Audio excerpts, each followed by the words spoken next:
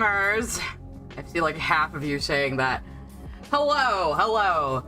I'm back to my mic with the filters through OBS. I've ditched voice mod for now, because my fucking audio was even worse last time.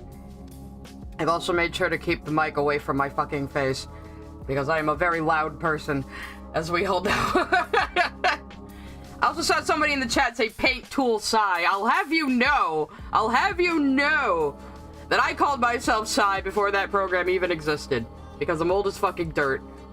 Yeah, how do you do, fellow kids? That is just me. I know, right? Actually, I was having a conversation about this the other day with some of my younger friends about how I'm like literally in like the first wave of digital natives.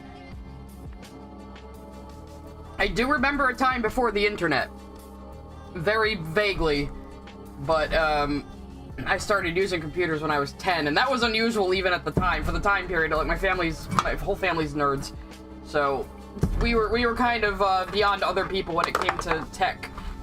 So I had the internet all the way back in like 1995, you know. So it's going good. It's going good. Yeah, caring for doggos. Luckily, I have no more midnight shifts. I was told yesterday. That's why I've been so fucking tired lately. I kept having to work till midnight, and haven't gotten a lot done on the comic either because I have Cougar throwing work at me, which is fine. Because as I explained before, somebody sent me an all caps ask like, "Oh, I bet you weep every time you see your stuff on Cougar's channel." And I'm like, "You mean I weep into the stacks of money he pays me? Because he pays me." And unfortunately, that person was actually serious. I thought they were being sarcastic, but then they started going, "He's just taking advantage of you," and I'm like, "He's like half my age. I don't." I think it's fine. So he's got me drawing smiling friends stuff right now because that's popular. So we're doing lots of Poppy Playtime dubs. I say we. I have yet to be conscripted into voice acting. Though we have said if Cougar ever decides to dub Switcheroo, I probably will voice Jasper. Which means I have to learn to act. And as we all know, I don't exactly have the best diction. But oh yeah, I wanted to show off some puppies because let's start with puppy time. Let's start with positivity. We'll start with some puppy videos because I just have like thousands of videos of puppies at any given time available to me because I can't help myself. I'm always filming them. The hell's Distractovision? There it is. Okay. Oh, I guess I could. I did Distracto. I thought I completely covered that area with it, but I guess I didn't. Let's change that. I did finally learn to use presets in Premiere, so I can like automatically zoom into the Distractovision frame when I need to. I am editing down the Has-Been Hotel reaction stream because there are some good bits to it. A lot of it's boring though. A lot of it's really boring, so it's probably gonna be like a 10-20 minute video, maybe like the Verbal Ace, more like the Verbal Ace one. I'm not doing any like big 2-hour video. That was unique even for me. I don't even know what possessed me to make the Steven Universe video. I was like, my brain was on fire for like a week, and I just had to finish it. Also, my fucking audio was really bad last time. I'm so sorry, you guys. Whatever the enhanced mic thing I was using in voice mod had too much of a limiter in a noise gate, and so it kept shutting on me because I'm loud. I have been considering it may be time for me to invest in a better microphone. I'm just using a Yeti Blue Snowball right now, which was like $50, and I've got like a little sock on it for a pop filter, but that was fine when I was streaming just for like, 12 people, but now maybe time to invest in better equipment. So I've been researching a little bit to see if I could find anything fucking foolproof that has like automatic balancing built into it, because I'm just a fucking retard when it comes to when it comes to audio engineering. We all know this.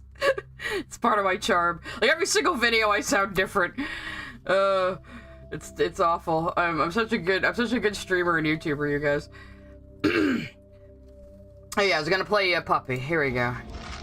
Look at him. You have to crawl right into the food bowl. You get did. Your little feet all over your food before you eat. Huh? You have to lick my phone, buddy. It was the other one who licked my phone, but yes.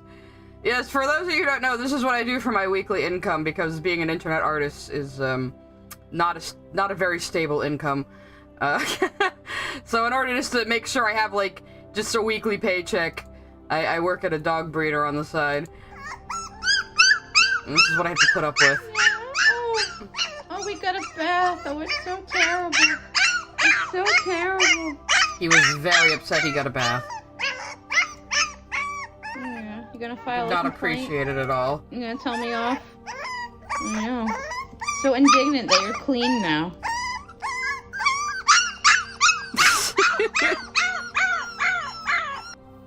Every once in a while, you get a puppy with some real moxie that'll just tell you off. I think this next one is just not even me talking. Just look how freaking cute this one is.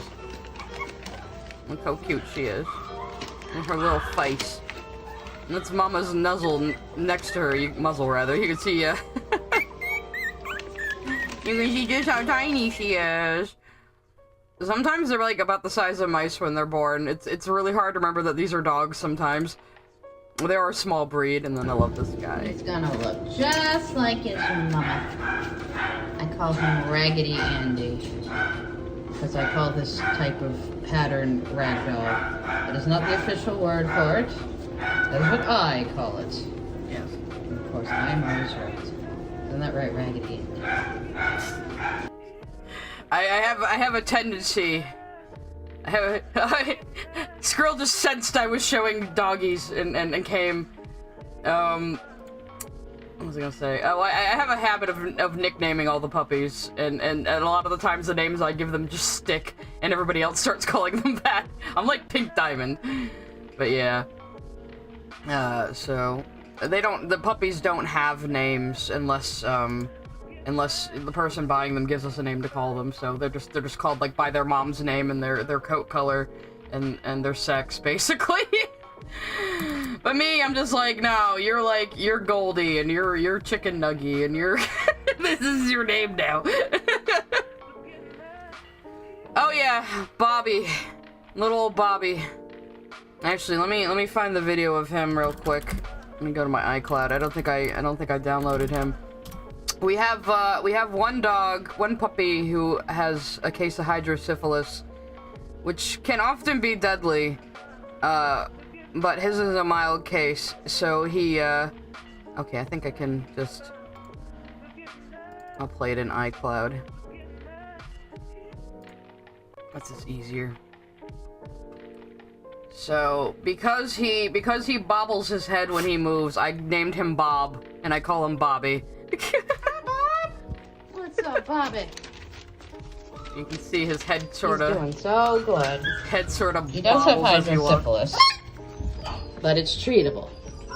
So his head still bobbles a bit. He still holds it kind of backwards. He was sitting there looking at me upside down the other day, just like that. A true story.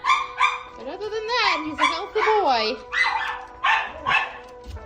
My own dog is barking in the background. You can hear the puppies on the video. Red, All right, Sadie. Goldie, Yeah. and Fred. I didn't have a better name for him. And then, of course, Bob. Bob! He's a good boy. Look at him. Look at him go. And with his bobbly head. Good old Bob. So because he has a neuro problem, he won't be able to be sold. He would just have to be given to somebody who's willing to take in a special needs dog, which we've done before. Though one of my coworkers is pushing for him to be the new business dog, the new quote-unquote guard dog. Unfortunately, we had to put down our old guard dog. He was like 17. He was a hound. He was like way older than his breed usually allows. He was a good boy, but he was going downhill and he couldn't walk anymore. He could barely eat, so you know, we did what was right for him. But anyway, let me catch up on chat now that I've told a sad dog story after all that. What I do when I'm in the same room with Adam and Loot? I would probably leave.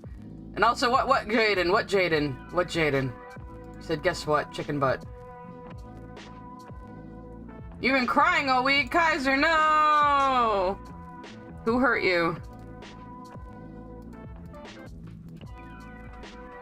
Hopefully you cheer up today watching me actually, like, fucking accomplish something on this page.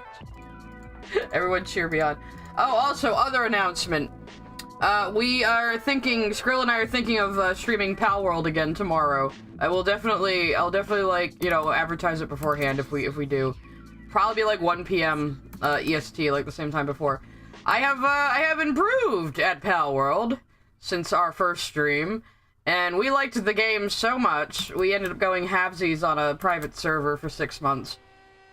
Because my logic was, if we're still playing in 6 months, we can renew it. If we're not, then whatever, we'll just let it lapse. So, I kind of picked it up pretty easily because it's Ark. it's just Ark. So, but I'm still like behind everybody else level-wise because I haven't been able to play as much, even though I'm the one who controls the server. This usually happens to me. It's like how all my family members use my Netflix account more than I do. Been hugging a gator all week? Oh yeah, the gator thing. Yeah, I mean, I was already never gonna go back to Ark because I kind of played it during my down period, and it's a grind and it melts your computer, and it's actually not that great of a game, but it's kind of addictive.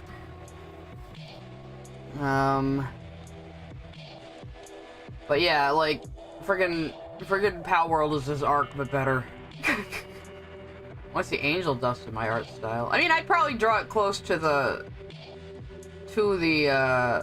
has-been style. I've done has-been stuff before, or at least Helluva Boss stuff. I have a few adoptables left, actually.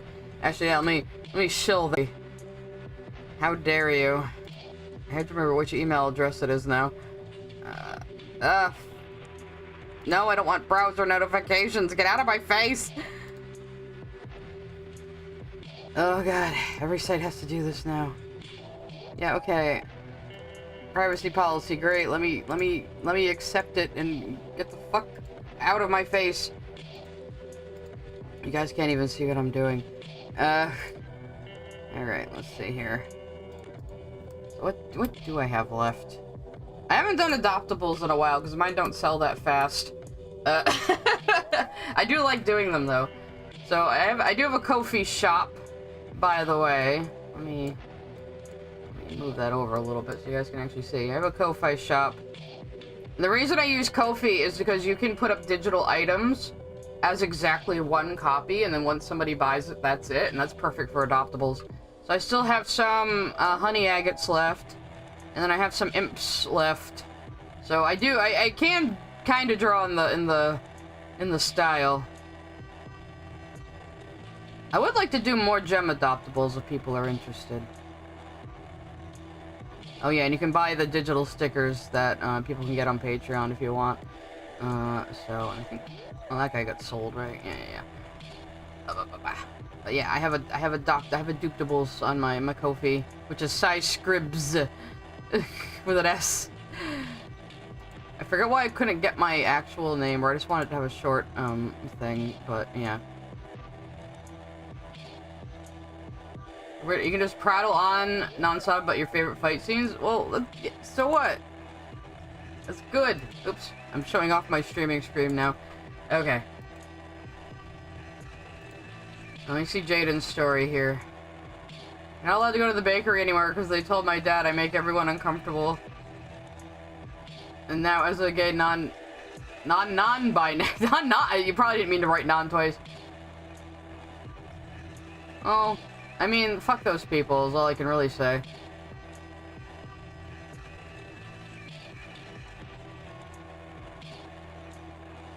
Why is everybody else being doomers in my chat today? I just showed you puppies. Usually I'm the one trying not to be a doomer.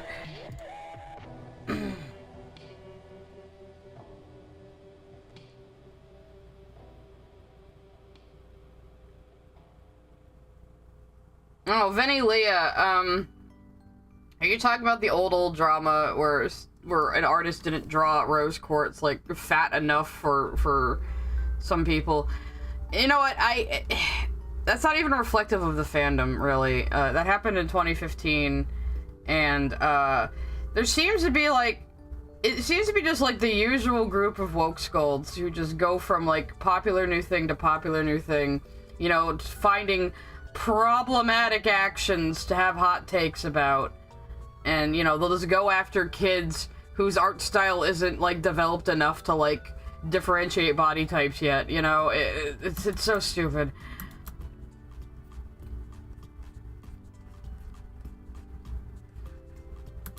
I still hear about that incident. There's like, oh, you're a Steven Universe fan? Didn't people bully an artist for not drawing rose quartz fat, and she almost committed suicide? It's like, yeah, okay, that happened like almost 10 years ago. I don't think those people are still in the fandom, to tell you the truth.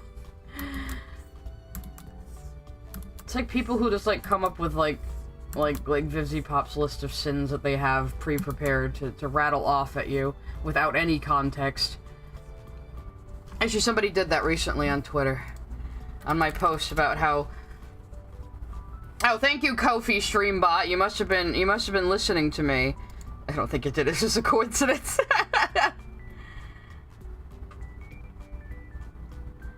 Let me see. Here I am talking about fights I've gotten into on Twitter again. Yeah, here we go.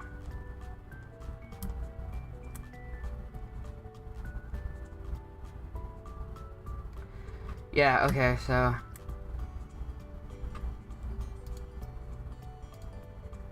this person, after I show, like, oh, her Nazi OC is just a reference to the producers, and it's a bullshit claim, this person comes and says, yeah, but Vivzy Pop is a Zionist, she underpays her workers, she encourages rape SA, and she's also a pedophile. So, it's like they just have a pre-prepared list that they just vomit out at people. Again, without any context. I'll give you the context. People say she's a Zionist because she fucking bought Starbucks and McDonald's. And we already know how I feel about that. A few people in my my comment section did not appreciate my take on that.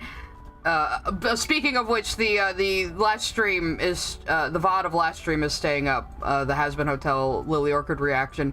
I am gonna cut a video, but I'm gonna leave the VOD up too, just because why not? Anyway, she underpays her workers. That was an unproven claim on Discord. She encourages rape SA. The whole drama over like, oh, someone who storyboards on the show might have a non-con kink, which to me it's like, okay, you can think whatever the fuck you want about that. You can think it's morally wrong, but that doesn't mean like they don't deserve an income. You just shut the fuck up, you know. And then, oh, she's a pedophile, and I think that one comes from like, she once drew like sexy art of a 17-year-old character in her old Zoophobia thing when she was like 19 or 20, and it's like, shut the fuck up. Shut the fuck up. Just shut the fuck up. You know, it's like they can't think for themselves. You know, it's the catchphrase of this stream, because Kaiser kept making fun of me for it. You know, the catchphrase of this stream is, do what I say, think for yourself. I should make that a t-shirt at some point. I'd wear it. My problem with making t-shirts is a lot of these print places only do that sort of like paint on, almost iron on type graphics where like they'll wash off after like 3 washes if you don't hand wash the damn shirts. There's some places that, like, I think Redbubble does sublimation printing, which is far superior. Makes the shirts a little more expensive, but they won't fucking like wash off after 2 fucking washes. Because I had a spring store for a bit. I did just credit you, Kaiser. I had a spring store for a bit, and I ordered some of the shirts myself, and I was not happy with how quickly they washed off. And I know you were probably supposed to hand wash them, but, still. Oops, I have this on the, like, the actual ink layer. Oopsie doodles. That's okay. It works, though. Anyway, oh god, I'm having so much trouble keeping up with chat again.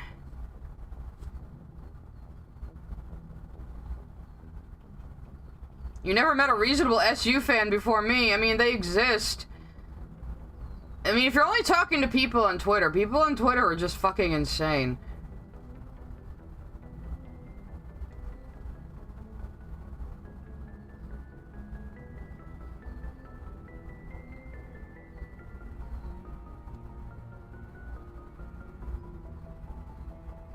No, it's not weird that you didn't see the diamonds as Nazis, because the diamonds aren't fucking Nazis. Oh, there was another thing I wanted to go over on Twitter, because I was thinking, because I do still want to make affiliate on Twitch, and I'd have to do some extra streams for that. And I wanted to do just gaming, but I was thinking maybe we could do special streams sometimes. Because I could turn, like, the frame for my, art program here, I could just make that a screen if I wanted to do just a reaction stream.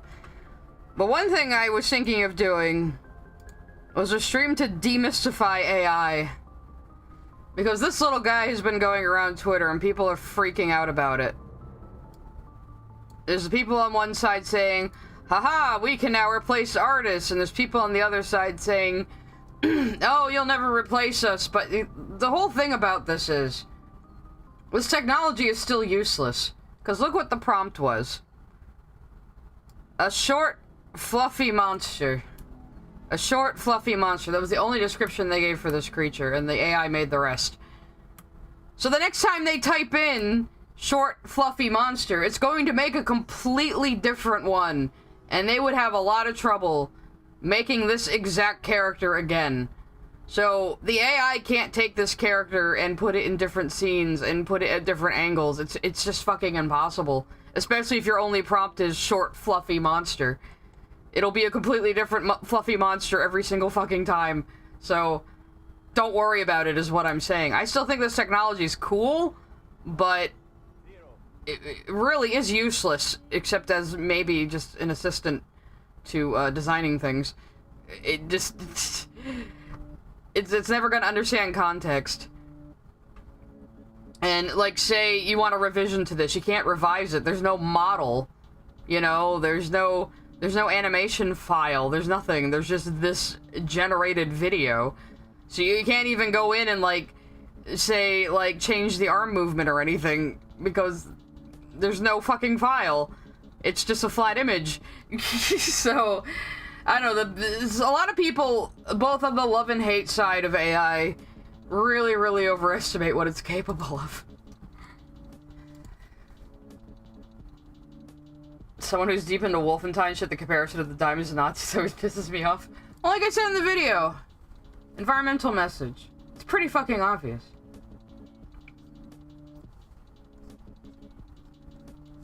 And of course there's the people who are like, just because Word of God says they never encountered other intelligent species doesn't mean they didn't. You're just trying to defend the show. And I'm like, no, I said I don't like it either. Because I would actually prefer if the diamonds did actually wipe out other civilizations. I'd actually like that if they had. But they hadn't. So... Thank you for following, PowerQueef27. Wasn't that a fucking name on BoJack Horseman or something? Maybe it was Queef Master, I can't remember. Oh, if Lily ever does vote BoJack, I'm coming for her ass. I'm coming for her ass. Imagine if Vox promotes AI art. Vox would promote AI art. And it would probably be just as disastrous as it is for anyone else. Because, like, any non-creative executive who thinks they can just replace artists with AI is going to be in for, like, a very sore surprise when they think the machine can just read their mind and give them exactly what they want. Because, I've said it before, I have experimented it extensively, especially with Midjourney, and it is very hard to wrestle an AI into giving you exactly what you want. I heard about the Vosh situation. Yeah, I also had a few people bitching at me for my offhand comment about that. Like, I don't follow the guy. I think he's one of these obnoxious, you know, bread tuber champagne socialists. Again, I really shouldn't get into politics. My policy is usually like, I'm not a political streamer. I don't know enough about politics to make very intelligent comments on it. And I'm an entertainer, and I try to keep things light. But yeah, but I mean, there are some people saying like, well, it wasn't like technically lolly, or he didn't know it was like lolly. So, all I said was, you know, he got caught flashing like lolly bestiality, you know, hentai on his fucking stream because he's an idiot. Kaiser saying, you're an entertainer? Shut up, Kaiser. Everyone's in here roasting me. Kaiser's here to keep me in check.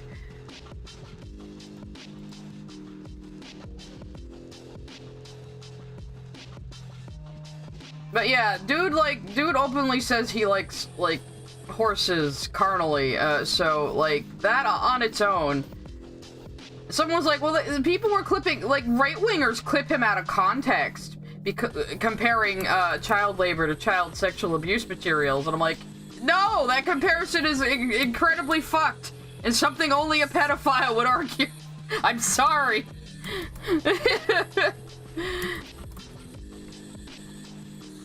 And I get shit from all sides because I'm a free thinker.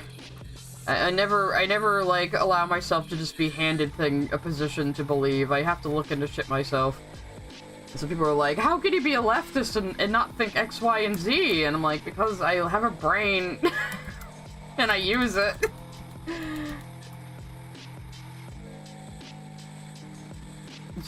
I know, I gotta stop, right? I gotta stop. I can't be like Lily and bring up Lily as much as Lily brings up Rebecca Sugar. That would truly be my downfall.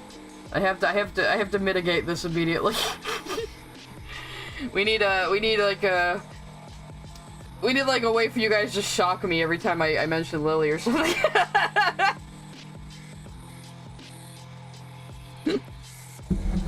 Do what they say, think for them, yeah. Yeah, I have a few people on the last stream's comments mad at me for saying, like, giving up Starbucks and acting like you're fucking saving the world and impacting anything is kind of gross. I think they took it personally. Yeah, just bonk me.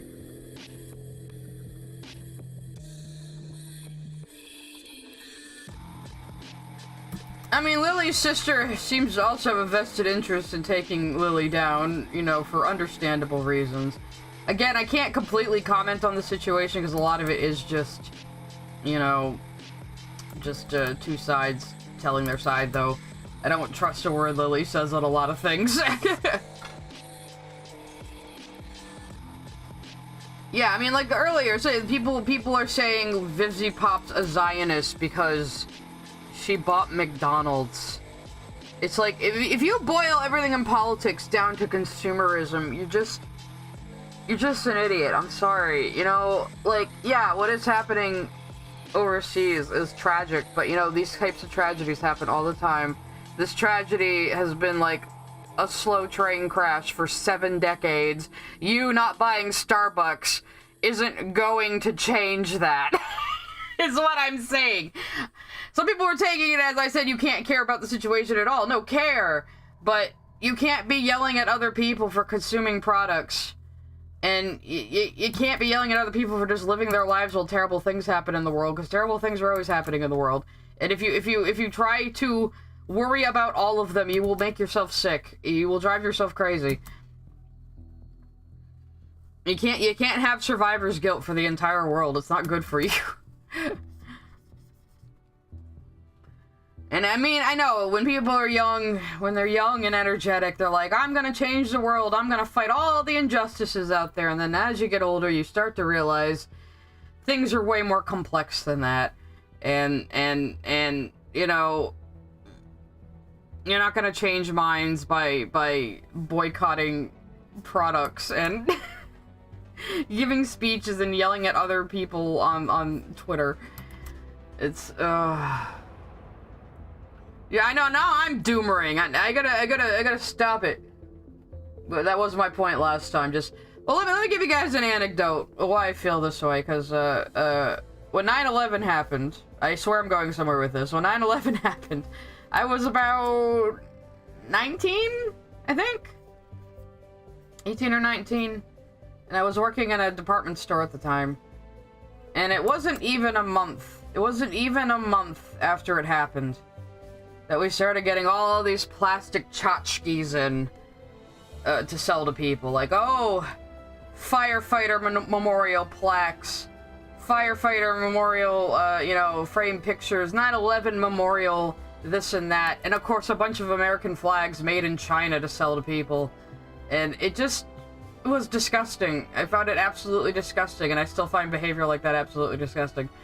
So, I think it's very tacky.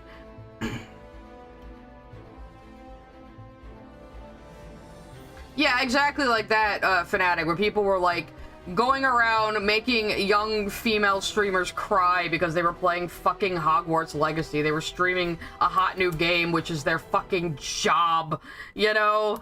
And these people were going around, like, calling them, like, names and like, I don't know, blaming them for, like, just shit they didn't even do. And a lot of these people, like, were English second language, and, you know, it's like, no, those types of people, they're not interested in fighting for injustice. They're interested in having somebody to yell at. But they have convinced themselves. It's like, no, I'm a good... It's because I'm, like, the good, superior, enlightened person who's teaching them and educating them. And it's like, no, you're just making a young woman cry for playing a video game. That's all you're doing. And you're a piece of shit. Starvolt, I have not seen Rise yet. I want to, though. Oh god, I was saying, I was talking about this the other day, where, like, oh my god, I have lived through, like, every single version of Ninja Turtles. Cause I grew up watching the OG cartoon when I was a kid.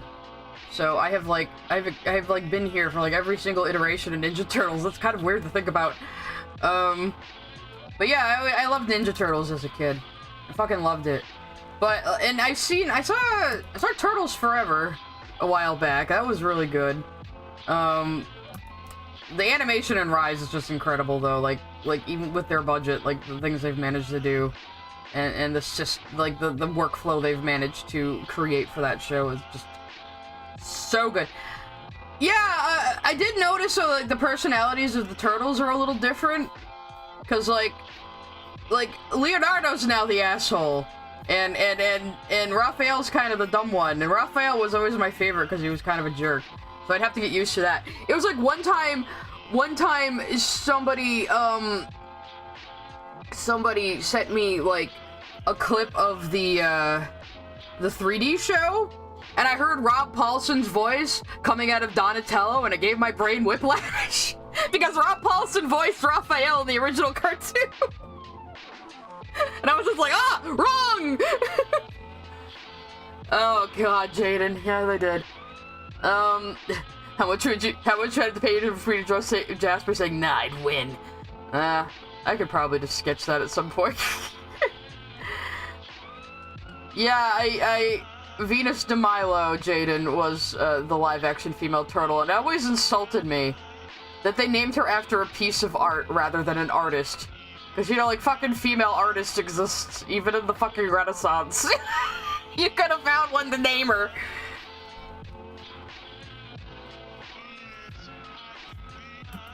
I had forgotten about her for a while until I was watching somebody's video on, like, old obscure turtle stuff, and they brought her up, and it was like a Pandora's box of memory and opened up in my brain, and I was like, oh god, right, that did happen, and she had, like, tits. She had, like, tits on her turtle shell. Well, actually, let's find a picture of her, so you all can be scarred, as I was, as a child. So here we go. Why did she need to have tits, guys? Why did she need to have tits? She's a fucking reptile. And of course, her mask had to have a braid because she couldn't have hair. We have to show she's at least. At the very least, they didn't make her pink. I can at least give them that. They didn't fucking make her pink. They could have easily done so. Is Kaiser a bot? I wonder sometimes. Well, yes, I know I draw Jasper with boobs, but Gems could have boobs. Hey! Rebecca Sugar has drawn Gems with boobs, so I get a pass. Also, it's just an unspoken agreement amongst fan artists of Steven Universe that Jasper just has tickled bitties. So, you're gonna get the Hug the Gator, yay! Right, it was Saban. Oh my god, it was Saban. She's now called Bonnie? Is that after an artist, though?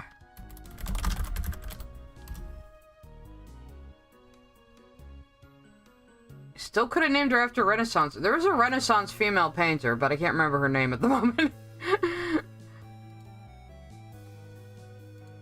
Did they have a crossover with Power Rangers? I mean, I'd fucking believe it. I think what I'm gonna do here, too, I'm gonna do the shading I've been doing lately, where I just, I copy the flats, and make it my shade layer, and then just kind of carve out my highlights. Yeah, technically women with big muscles wouldn't have big boobs, but Gems, so fuck you. I can do what I want! I got everybody talking about turtles now. This is great. I specifically remember the Pink Ranger going, OMG, it's the Teenage Mutant Ninja Turtles! What are you doing here? I did watch Power Rangers a bit. Did you know Alpha, the annoying fucking little robot from the original Power Rangers? Did you know that's Richard Horvitz? I'll never forgive him.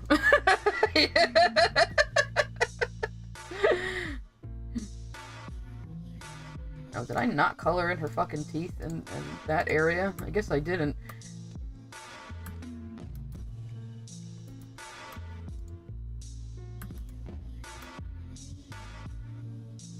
You didn't know it was Richard Horvitz? Well, now you do. Congrats.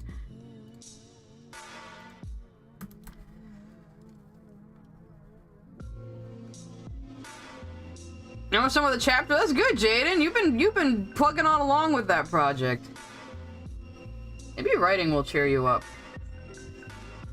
Writing can be good for the soul. Other times, well, maybe not so much.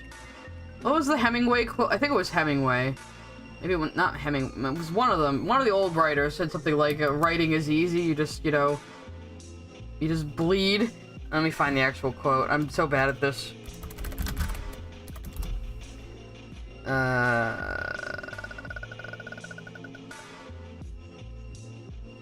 Oh, there's nothing to writing. All you do is sit down at a typewriter and bleed. It was Hemingway.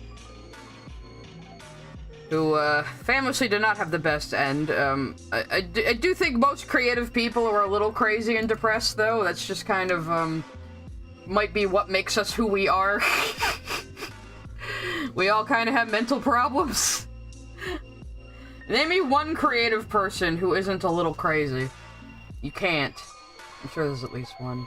You want to get revenge on the bakery? Well, I mean, are they even worth it, though? You know? This is a question. I mean, you're not gonna change their minds by being combative.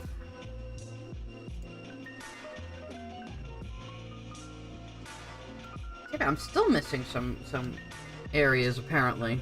Fuck. I'll get to see Jasper's crazy face that I'm very proud of. Skrill is always like pushing me to push my facial expression, so I brought this one to her and I was like, Skrill, are you proud of me?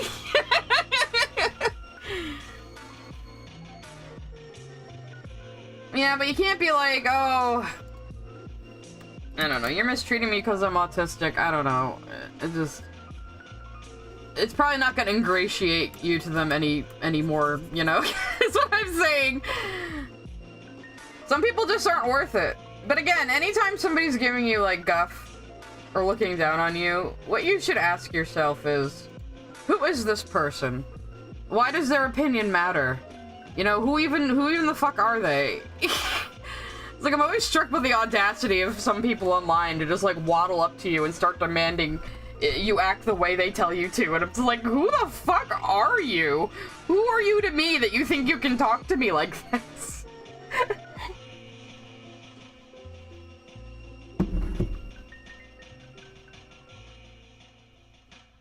Angel doesn't seem to be into hypnosis. Well, I mean, he was in the middle of fighting Serpentious. I assume would be a little annoying. I don't think a lot of people... Well, actually, you'd have to be into hypnosis in order to be hypnotized, technically. You can't be hypnotized unless you let yourself be hypnotized. It's not magic. What I'm saying is it wouldn't work on me. I am far too hyper-vigilant and paranoid. And constantly, like, checking myself.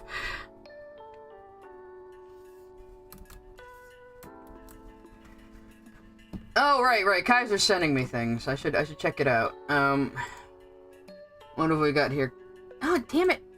For whatever reason, it keeps opening links from the Twitch chat in like a little shitty browser in OBS.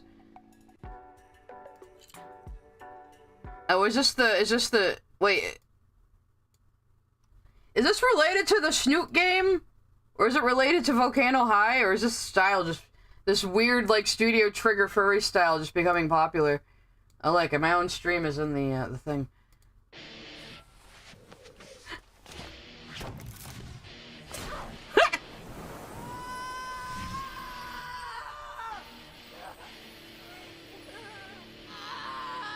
Oh, I think I saw this. Someone was saying, like, they didn't have to go this hard on animation for a visual novel, but they did. That was pretty damn good.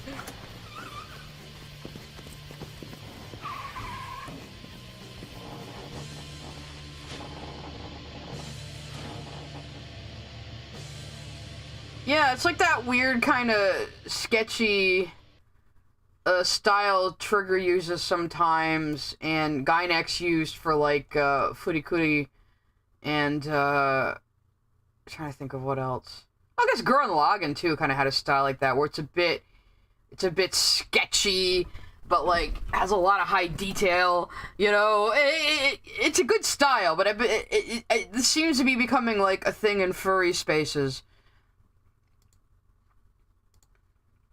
You left me a gift at my base. Oh yes, we were talking about this earlier. Skrill and I now have a Pal World server, so we are probably going to stream it tomorrow. Hopefully my computer won't die this time.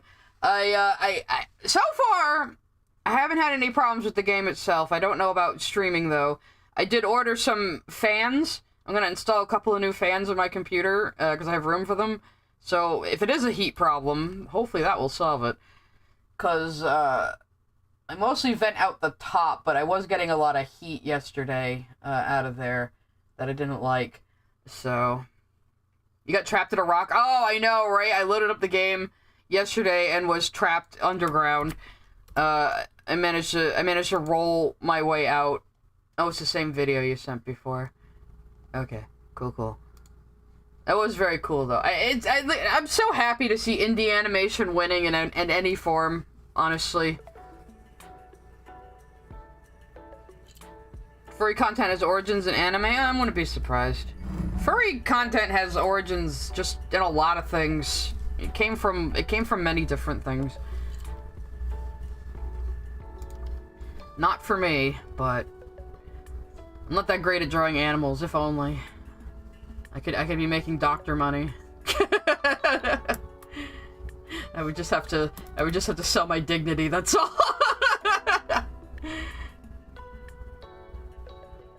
What's my Steam? You'll gift it to me? Oh, okay. If you want. My Steam is mpunksci.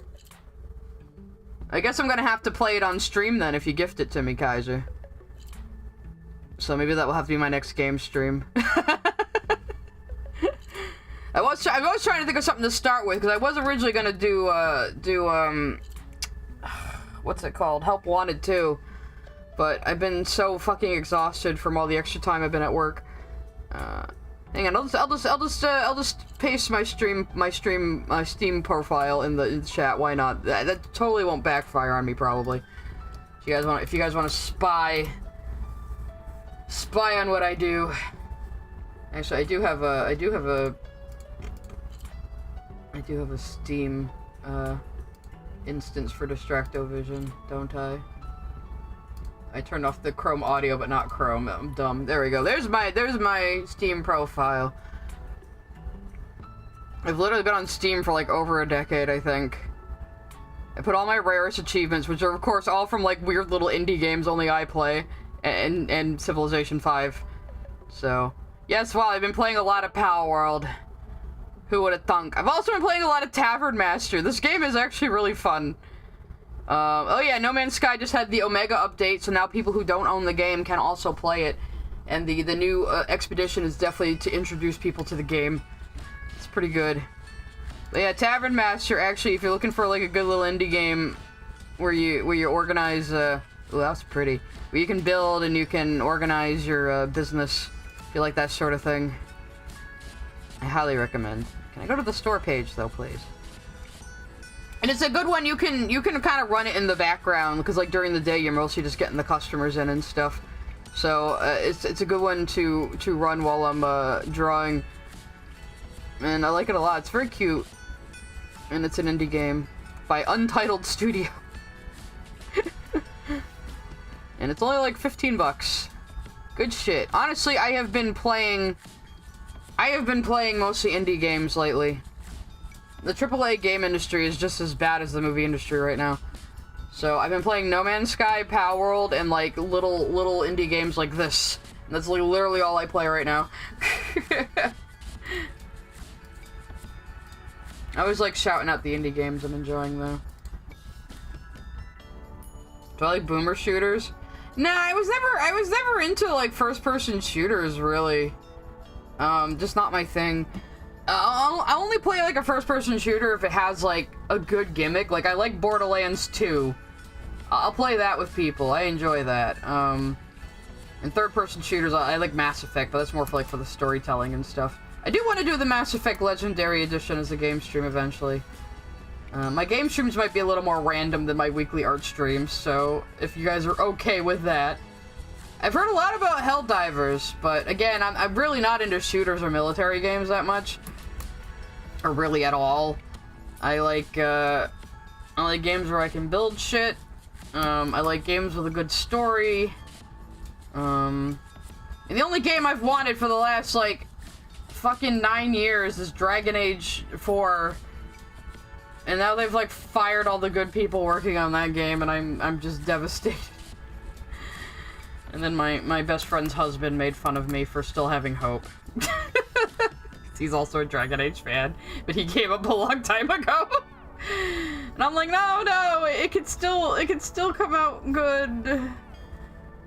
I will never understand why, after getting like the best like first week sales they've ever had, that BioWare would just shelve Dragon Age for that long, and then they made Anthem because they were chasing Destiny, and it was really bad. And the flying mechanics were fun, but beyond that, nothing. Yeah, quadruple A games. Shut the fuck up, Ubisoft. Ubisoft, you have always been like one of the lesser companies anyway. Like, don't push your fucking luck. I've been over Assassin's Creed for years too. I used to love that series, but now it's just like generic adventure game, and it's like, what's the fucking point? Like, everything that was interesting about the concept is gone now. Persona Reload? Maybe. I watched my friend play Persona 5 and I didn't like it very much.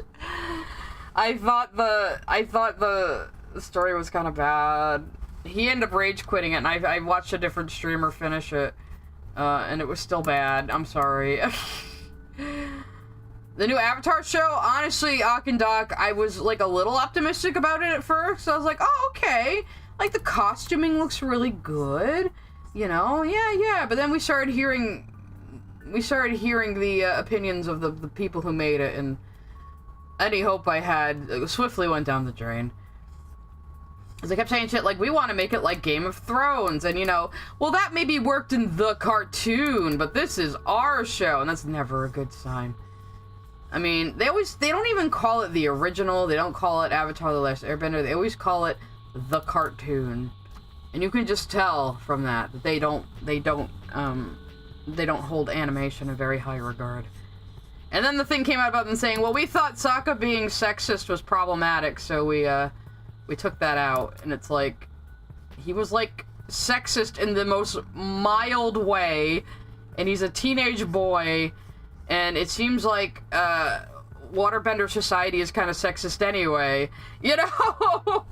He's just a product of his environment, and, you know, that's the thing, because you can see that Sokka is a product of his environment. Yeah, he needs to learn a lesson, but it doesn't make him a bad person. And that's the problem. People are like, well, if somebody does a problematic thing, then they're a bad person forever and ever and ever, and that's it. You know, and that's a terrible, piss-poor attitude to have. Yeah, because we get to the North Pole, and they're sexist over there, too, even though they're more advanced. And, you know, like, some societies are like that. You know, it's like when people get pissed off about slavery being depicted in, like, a medieval society. It's like, well, yeah, there were slaves, there were serfs, you know, this shit happened. Yeah. Was it we can never show it in fiction? Yeah, like, Sokka's sexism was specifically there for him to learn a lesson. To show why he was wrong. You know, and again, it was like the most mild sexism, because he was just like, sewing my own pants, that's for girls, you know? It wasn't even like, you know, that bad, really. He was just a moron. But again, product of his society.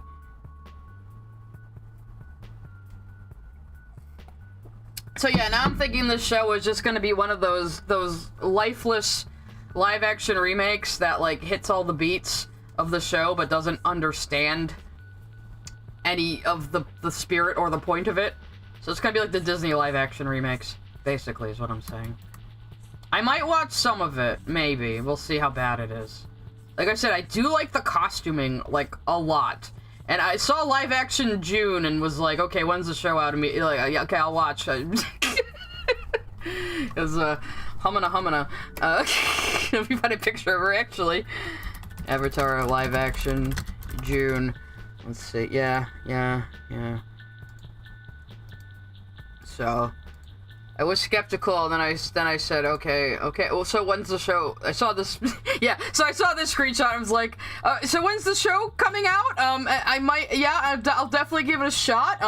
Look at her little. Look, she's got like a little skull. She's got like a little skull holding her top knot. That's amazing. Freaking ancient Asian goth chick. This is why we all think June is hot.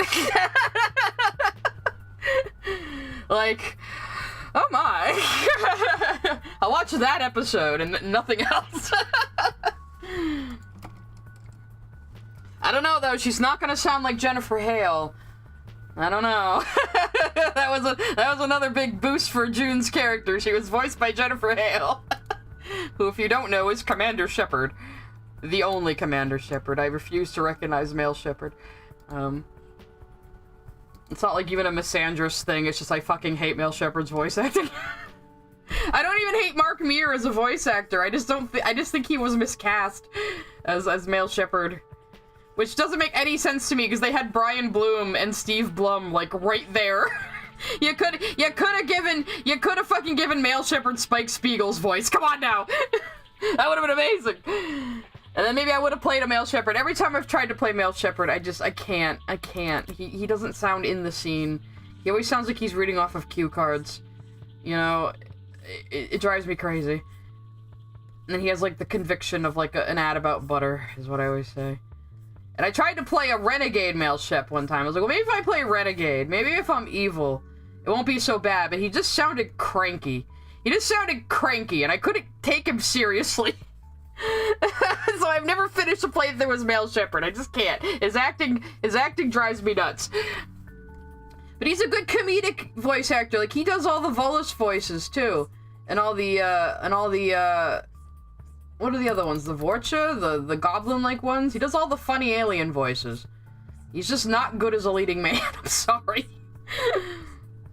So, if you play Mass Effect, please play a female Shepard. You'll have a way better voice acting experience. And then Dragon Age, I'm like opposite, where like both voice actors are good, but I prefer the male voice just a little bit more.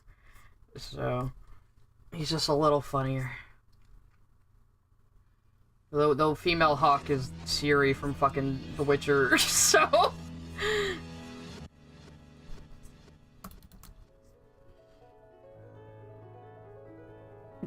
I'm Commander Shepard, and this is my favorite gritty to hit on the Citadel.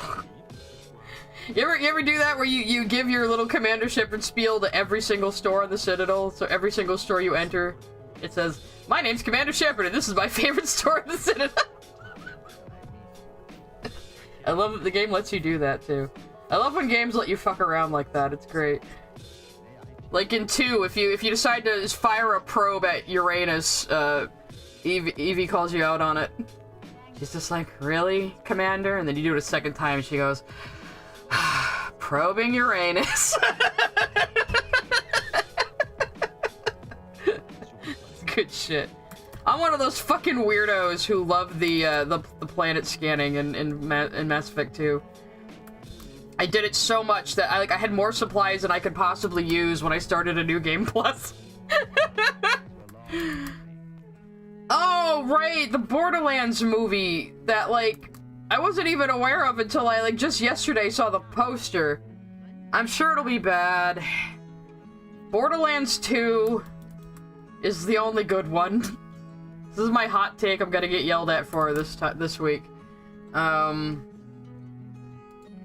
So, yeah, but, and Tales from the Borderland is also good, but that was like Telltale Games. If they had gotten the writers for Tales from the Borderlands to write, like, a movie or show, that could've worked. Because Tales is great. Tales is so good. Nope. Oh, I think, sorry, I think YouTube still has links turned off. Long live the sheet, and I don't know how to fucking change it. I'm millennialing. So I'm not a boomer. My parents are boomers.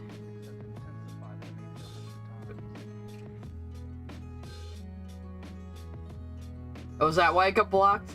I'm Commander Shepard from that gay porn Mass Effect. What? Yeah, like, when Mass Effect 1 came out, like, fucking Fox News did a hit piece on it saying it was, like, a porn game, because there was, like... Yes, you do need to read the Nora AU on Tapas. Actually, let's do that first.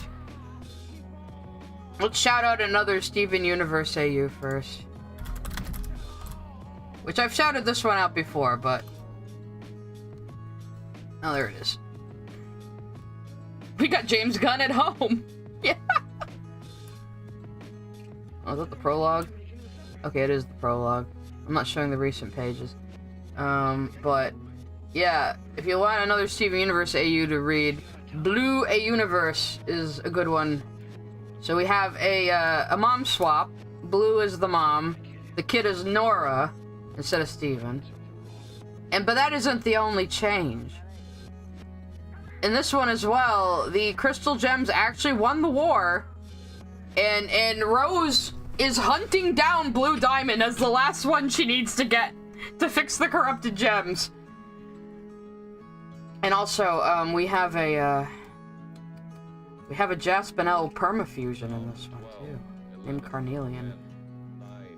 Though in the recent pages, like, they had unfused because they were pretty sure that Nora was gonna fucking kill them.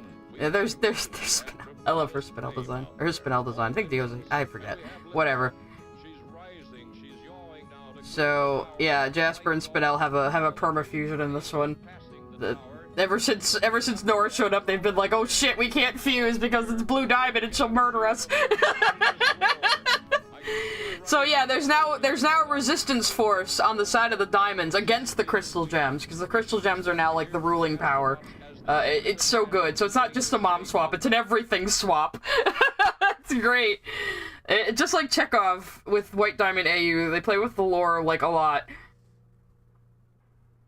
Oh right, Kevin Hart's in it. Yeah. Okay, let's watch the trailer. Let's all subject ourselves to this. Why not?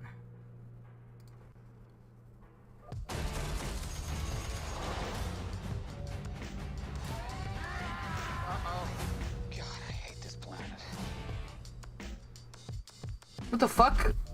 That's a preview for the trailer? Are you kidding me?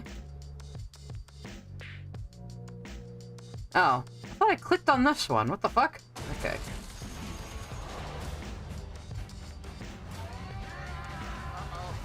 God, I hate this planet. And Jack Black is Claptrap. Would you look at that? A ladder! Unfortunately, my design doesn't facilitate this type of... Why don't you just get the original voice? Destiny awaits. He was great. Legend has it that there's this massive treasure hidden in some secret vault. And if you go hunting for it, you'd better take any help you can get. Is that Kate Blanchett as Phoenix Lady? She doesn't seem... She seems a little miscast. Dangerous dumpster fire of a world in the universe. God, I hate this planet. Also, isn't she like in her 60s by now or something? Smell. Piss wash color. Ew. Put the window up. I don't want to. Roll the window up. So we have Tiny Tina in this one, though. It's Pete. It's Pete. Why do you think it's called piss wash? How did I get the name? It's in my mouth.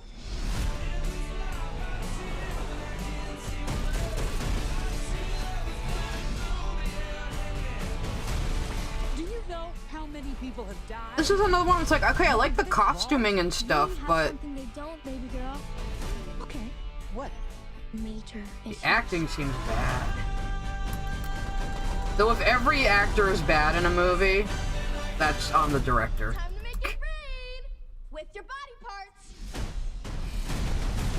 So, we have the characters from Borderlands 1, but we also have Tiny Tina. Okay. Well, I could watch this girl, but it would probably be better to just play Borderlands 2, honestly. The game is funny as shit.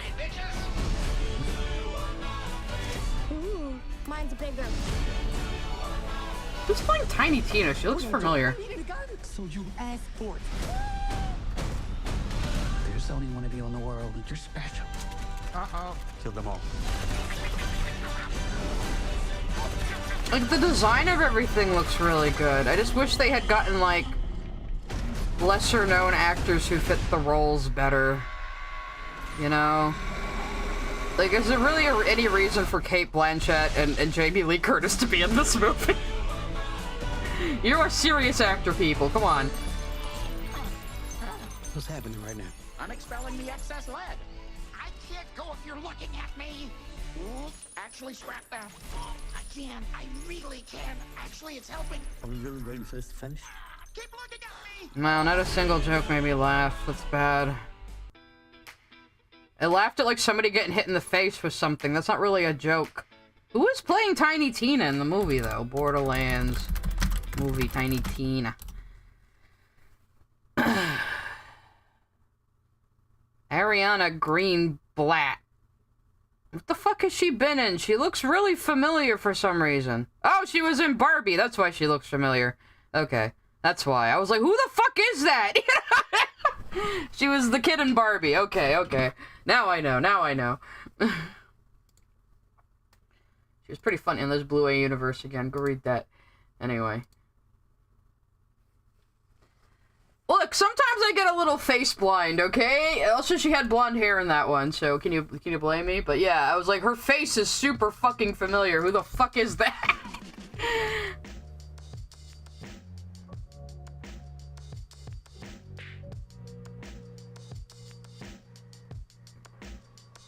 I will play games later, Skrill. This is a drawing stream. Is she young Gamora? Oh. Actually, that would make sense. She has that kind of face, you know? Oh yeah, if you wanted to play Borderlands, Skrill, I would definitely go through Borderlands 2 again with you. I've done that with a few people, actually, who just want to play Borderlands. I'm like, yeah, I have like a Zero. I main Zero. And I'm a snipey boy. so... And last time I loaded up the game, my character data was, like, still saved in the cloud or something. Oh my god, we're both gonna be 0. That'd be really funny. He's running around as 2 zeros. I have a few costumes, too, actually, if it's saved in my cloud. But yeah, every once in a while I reinstall Borderlands 2 and play it again because somebody wants to play it. And it's really a game you have to play with other people. It's not fun on its own. At least not to me, because I'm just not that into shooters. Oh god, yeah, Jer Bear! I was thinking that too. She looks like the girl from Bridge to Terabithia with blonde hair. But I knew that couldn't be her because that movie was made like 20 years ago. But she did! She looks like the chick in Bridge to Terabithia!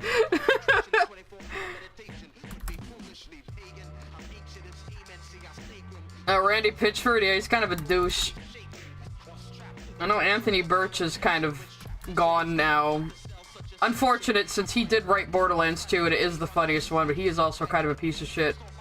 I think he might be a little jealous that his sister's career took off when his didn't. When he gave her the in, but... Ashley Birch is just more talented, though.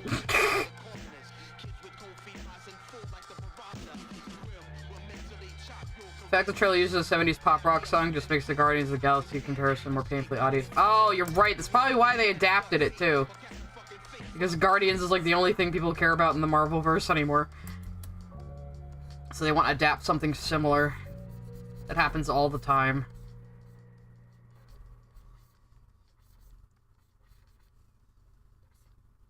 Still don't know why the fuck they decided to make an Avatar The Last Airbender live action, though.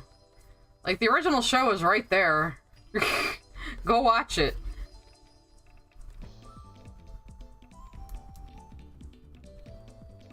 Besides, wasn't the point of the soundtrack in Guardians that Star-Lord has an old tape deck he still listens to from Earth?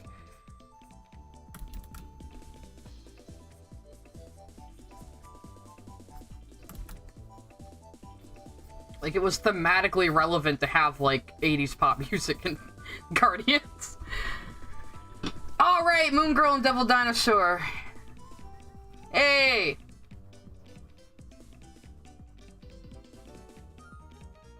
Sneed. I'm not quite sure what that means as a slang word, but thank you.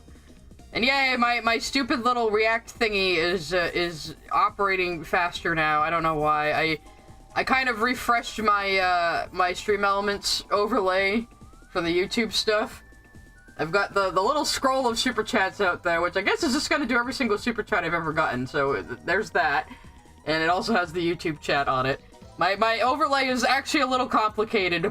Some of it's OBS, some of it's Stream Elements, like 2 different overlays of Stream Elements. I put this all together myself, so. The Suicide Squad is great. You know, maybe I'll watch that.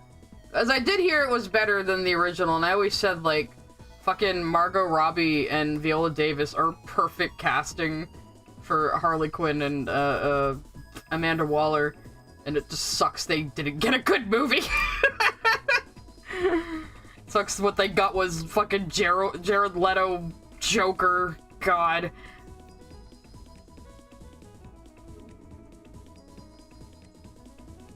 Yeah, the James Gunn movie, not the first one with Joker. We know. Nobody likes the first one with Jared Leto. No one. Even people who say they like it don't, actually. In the game, Poison Ivy is now a child. What are they doing, the Gotham shit? Where she was a kid, and then she got turned into adult through shenanigans somehow, and... Oh, Gotham was so weird. Yeah, what is wrong with... I always say, what the fuck is wrong with Harley Quinn's original outfit? The fucking actual Jester outfit. Like, can we give that to her? Otherwise, she's just like some chick with pigtails and booty shorts, you know? Like... What would you name a puppy that never stops running? Probably Zoomy. It's Bryce's project, though. Call it Legs.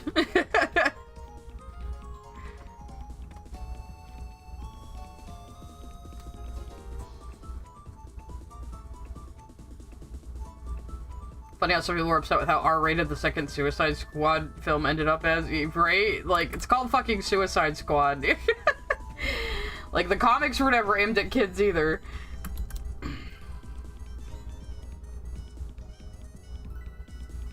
Yeah, like, her wanting to differentiate herself from the Joker is fine, but, like, she can have, a themed outfit still, like everybody else, right? And her name is still a pun on Harlequin. So...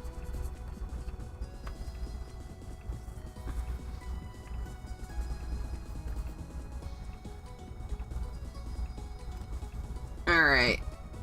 Well, actually, Poison Ivy Child might show me, fucking Gotham. I got the Poison Control Center. And advice on actually treating Poison Ivy in children, so, probably!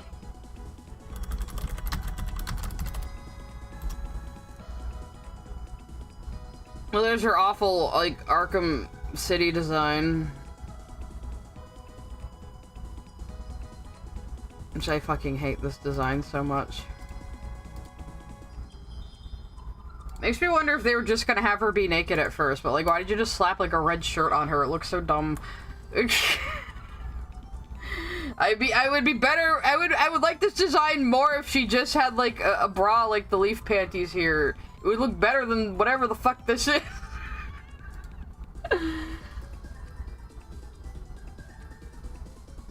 I can't find Poison Ivy as a child though. It just gives me advice on how to treat Poison Ivy on children. So I'm not gonna waste chat's time searching.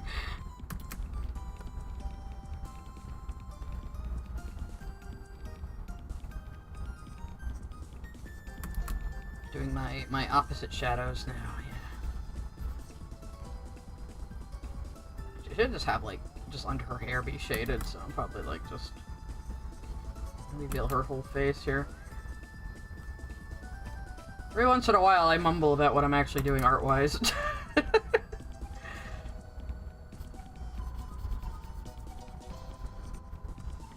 I will mention again though, we are planning to stream Pal World again tomorrow if you want to join us for that. I will announce it before we do it. I'll probably use a different thumbnail to differentiate it from the first one. I'll just make a new one. Slither. I've never heard of that one, actually. Oh, you found it. Let me see.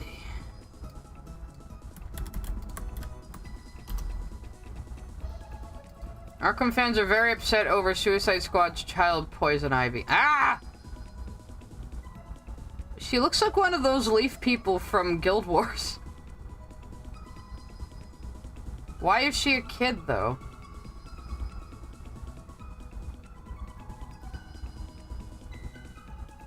Oh, she's pulled a Groot. I see. Oh, alright, so she, like, regrew, I guess. Or maybe it's a new Poison Ivy. Oh, people are saying, oh, it's so they can no homo her and Harley. I doubt it, because they just said she died. She fucking died in Arkham Knight. So, I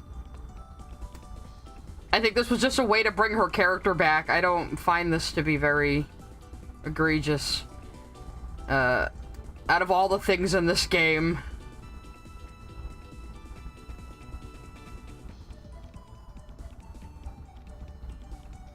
You also have the Batman fans said they can't lust after Poison Ivy anymore. Who the fuck cares? She's just Ivy? Well, that's literally Gotham! Literally Gotham!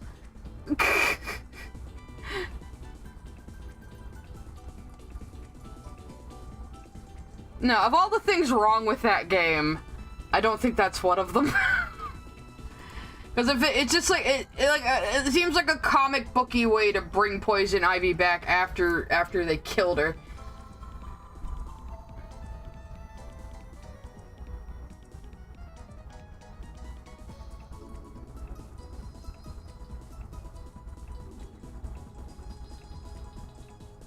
Oh, thank you so much, Bonnie. Thank you for the super chat. See, I was good this time. I was quiet and let it read it out. And I could hear it this time. Last stream I couldn't hear my super chat diddly-doo that I set up because I wasn't monitoring the sound from that overlay. One day I will be a good streamer. One day. But yes, thank you very much. There's a video, yeah. Honestly, the whole Suicide Squad game seems like a load of garbage and like a real piss poor attempt at a live service. Like, have live services ever worked? Ever? It seems to mostly happen by accident. Like, somebody just gets a game that's a hit that a lot of people like to play on a regular basis, and then they can take advantage of that. You know, but you can't go out and plan to just have a 10-year live service game unless, like, you really, really know what you're doing. And even then, like, there's no guarantee it's gonna click with people. Okay, let's see. Let's see Baby Ivy. Ah, damn it. It opened it in the stupid, like, mini browser from OBS again. Come here, Link. I'm trying to highlight it. Enjoy the Nights into Dreams music. Alright, here we go.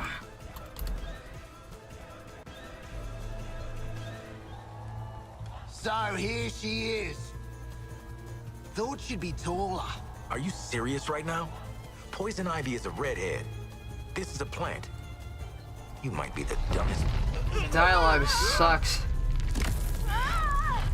She's a redhead. This is a plant. Oh yeah, you don't say.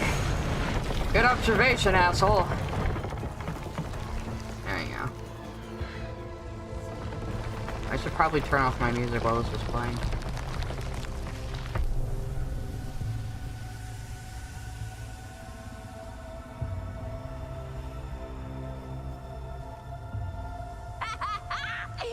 There's my girl. She is not made of meat. Is this what you call a vegetarian option? I don't know you, but my pheromones remember you. Strange emotions. Tell me about it. So Wasn't this could expecting be it a to come in fun size. new person. I don't You know. really don't know me? Harley and Ivy forever? In 10-story burning letters? Nope. Jeez, LexCorp really did a number on you, huh, Red? He That dressed you up Tara in that Strong's outfit, too? awful Harley No. voice. I took it when I broke out.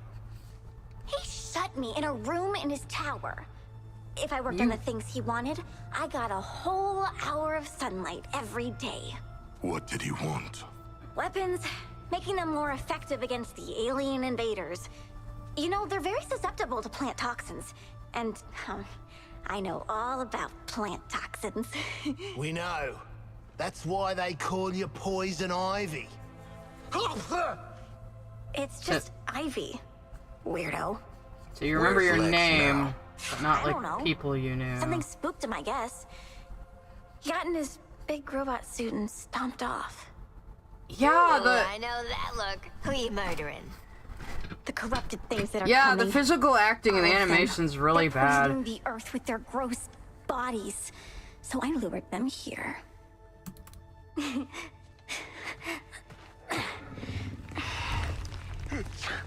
The wrath of nature. I like it. Oh, this is my friend Daphne. We'll make all the aliens choke to death on spores. You make sure Daphne doesn't die, or you're next. Okay. Waller, be advised Lex is AWOL in a power suit, and Ivy... Alright, I don't care anymore. But no, it's still as a way to bring back a dead superhero, I've seen worse. Wasn't it the whole time where Peter Parker turned into a giant spider and was reborn from it just to give him like natural web slingers out of his wrists like the movies? Like comic books go out of their way to like justify things like that for some reason. But yeah. Let me see if I can find that, actually. Peter Parker, web slingers, giant spider.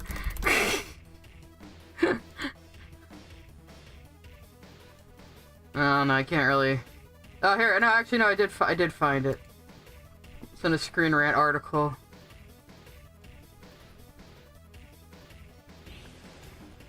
Yeah, so in order to give him web slingers that aren't technology but are instead from his body, they, like, turned him into a giant spider, and then he emerged from it like Attack on Titan style, and then he had natural web slingers, and literally nothing else changed.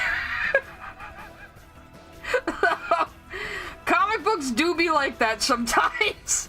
At least superhero comic books, rather, I should specify, do be like that sometimes. See you later, SA. Somehow the Emperor returned. Yeah, it's exactly like that. But yeah.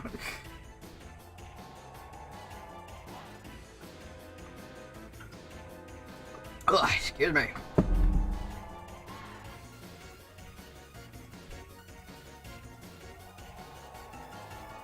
Yeah, as far as like a way to bring back a dead character, I don't think it's a bad thing. But the Suicide Squad game still has, like, terrible acting. That was really bad acting. Like, I thought I was looking at a game from, like, 2007. You know? Like, jeez.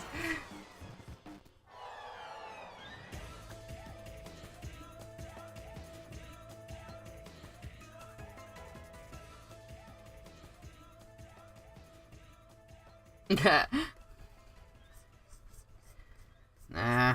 I react to trailers sometimes. There's really nothing I'm, like, that excited about.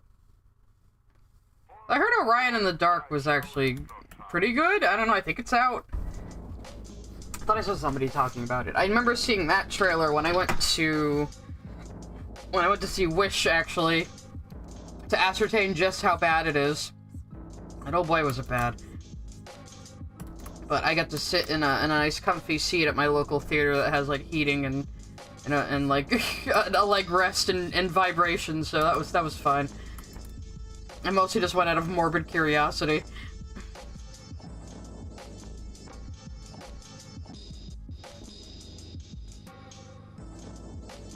But yeah, I can't even remember the last time I was, like, super hyped about a movie or anything, you know? There's also just too much shit these days. There's too much shit to keep up with.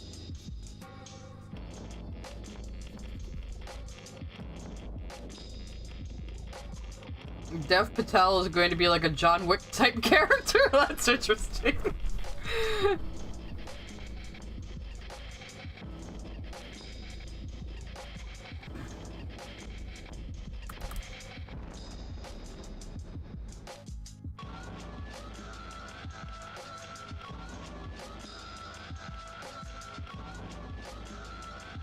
Yeah, I don't know, like, the idea of having a game where you play as a Suicide Squad killing the Justice League is like, a good premise that could be really fun. But it's just so lackluster, and I don't think Rocksteady was really equipped to make, like, a live service game at all. They've always been a little bit of a B-tier studio.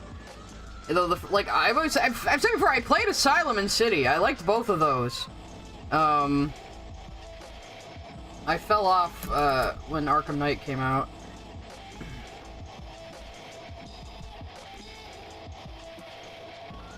But yeah, just the idea of being the Suicide Squad and killing the Justice League is a fun idea, but, like, the execution looks really bad.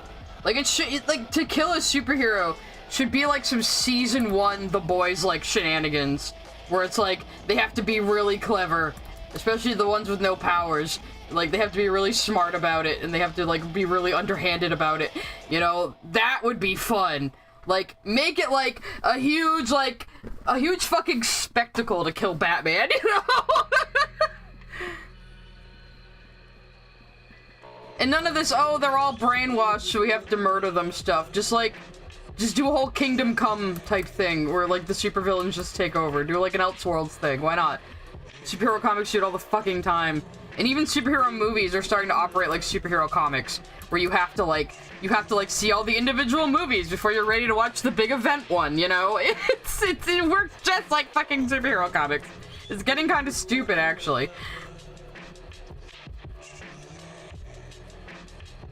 How would hydrokinesis work in a supernatural horror story? Well, it could. I mean, you could do a lot of scary things with water, actually. You can make anything scary if you try hard enough.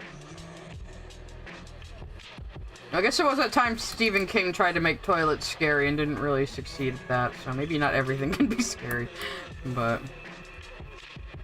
You think about Kingdom of the Planet of the Apes? I've only ever seen the original Apes movies, like the 60s ones, the 70s ones, whenever the fuck they were made.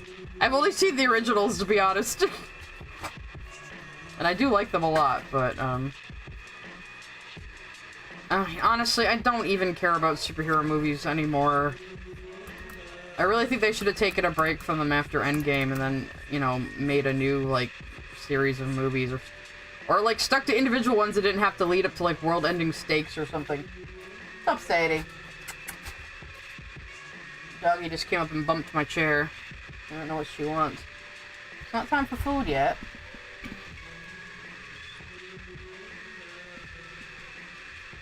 Create a male character and his character powers are inspired by Catnap from Puppy's Playtime. I call him a male version of Carrie. Ooh. Yeah, I've had to draw Catnap a couple of times for Cougar. So some of my thumbnails should be coming out soon. I would appreciate it if you like comic dubs. If you go watch the stuff I contribute to on the Cougar McDowell channel, because it does help me out. We make money off the ad revenue, basically. That's how the channel operates. But yeah, some people call us a content farm for that, which... but I always say, like, no, content farms are like McDonald's. We're at least like an Arby's. You know, we're a little higher up there. You know, it's still fast food entertainment. Like, other content farms are like, you know, McDonald's in a seedy area where the ice cream machine is always broken. We're at least a relatively pristine Arby's. Maybe even a Panera Bread. We're not that classy, though.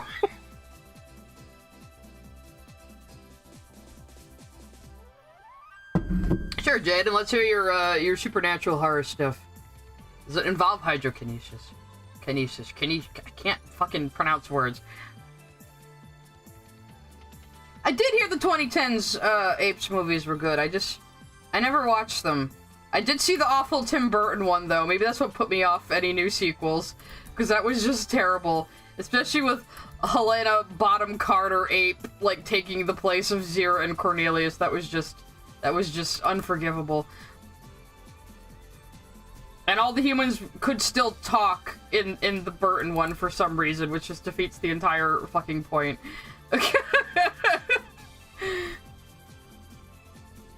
Like, the original movies are they're as goofy as the concept sounds. The original movies treat it seriously and actually have a lot of really interesting concepts in it.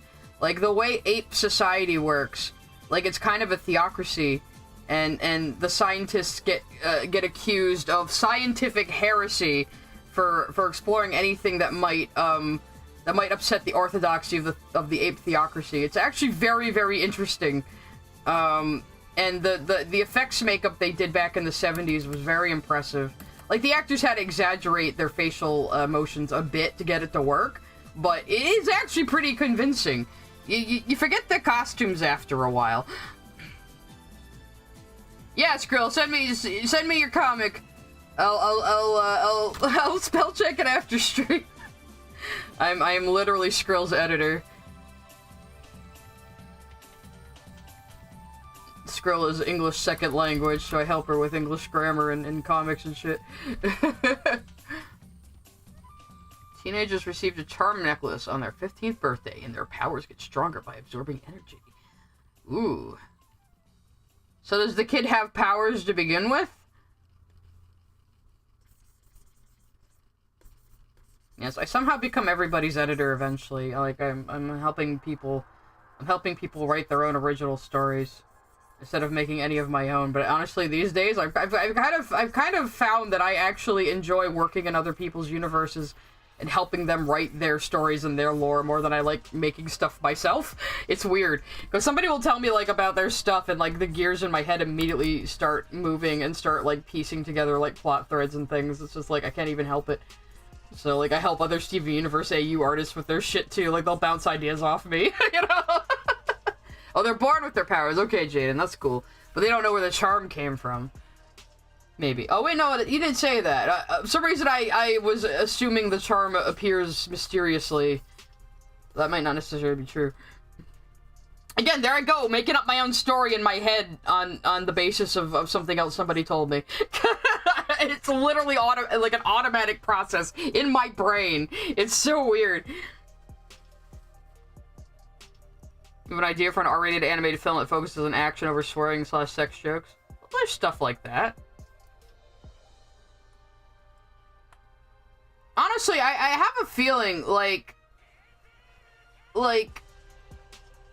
because, like, we have such weird over-censorship on the internet, like, because of, like, YouTube being so, like, scared after the adpocalypse, like, all these YouTubers have to, like, say nonsense goo-goo baby words, to stay monetized.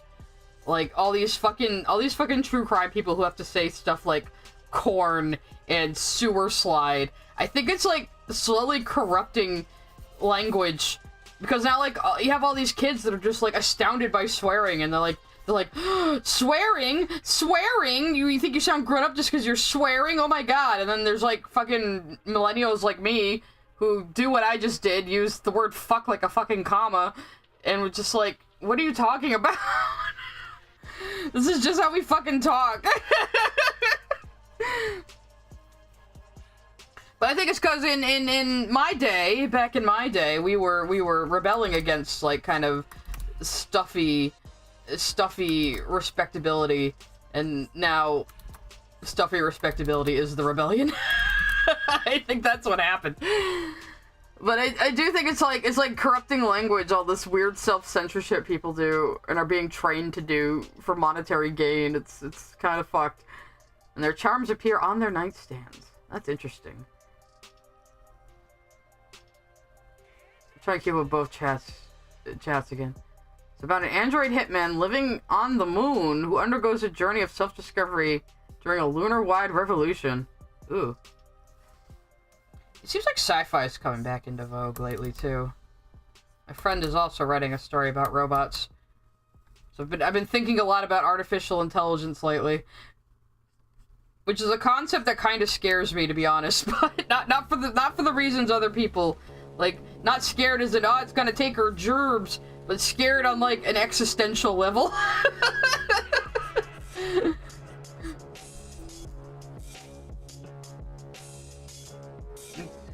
You cuss like an Irish sailor who stepped on a rusty nail. That's because you're from Cleveland.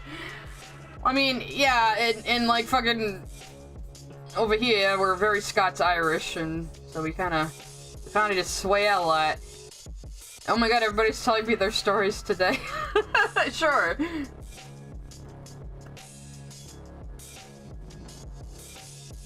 The country's young ones use a fusion of English and Polish words. Well, I know, like English is still like the dominant language on the internet too. That's the other thing. But then again, we have all this weird like self-elected censorship to earn money. It's just kind of bizarre. It's like the cyberpunk. All the cyberpunk from the 80s was warning us, and it's all actually happening now. And yet I'm part of the problem. I know I am, because I'm definitely a technocrat. I can't live without technology. I would get robot legs if I could, you know, so I'm definitely part of the problem.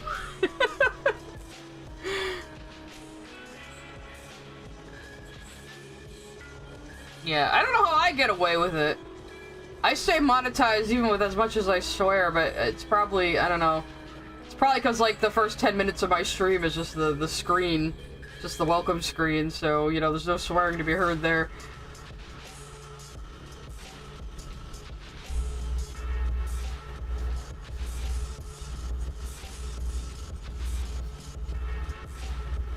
You know, just how I mean, YouTube censorship is stricter than fucking network television, which is just stupid. You know, I mean, if you can say it on TV, you should be able to say it on YouTube, is my logic. I mean, technically, Goat Carnival, we are all cyborgs. If you're carrying around a cell phone on you at all times, you're a cyborg. It's an enhancement to us that it literally We all have a supercomputer with us at all times that has access to all of the world's knowledge. When you think about that, that's pretty mind-blowing. Like, even older sci-fi couldn't have predicted that.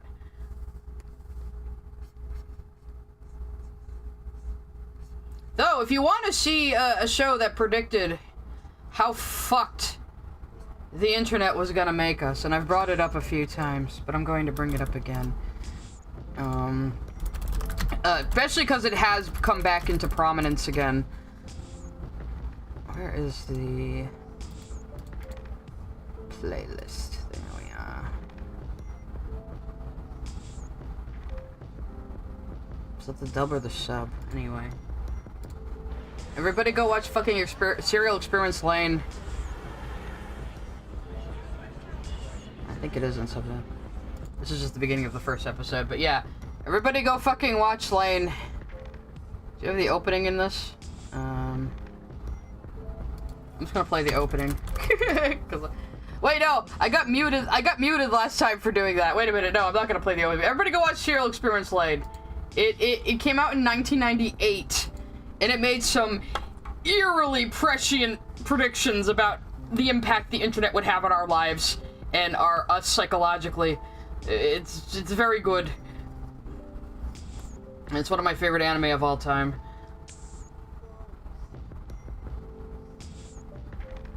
And you watch official clip of upload of the boys and the violence still there, but the cunts are edited out. Yeah. If you didn't know, Billy Butcher is supposed to be Cockney, but he's Carl Urban, so he still just sounds like a New Zealander. So he ends up sounding Australian to everybody, but he's supposed to be British Cockney. He says "oi cunt" all the time. It's just part of his character, though. It actually makes him rather charming. I don't think the owners of Lane made that, but yeah, there is a Lane AI bot, and I've never gotten it to work. Let's see if it works today, because every time I go, it has too much of a fucking load.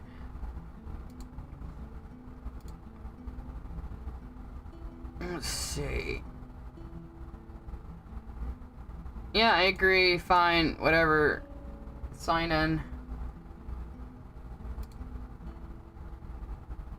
What? Butcher's very charming. In his own way. Okay. You gonna work today, Lane? If it was really Lane of The Wired, she would just tell you to fuck off and go away and...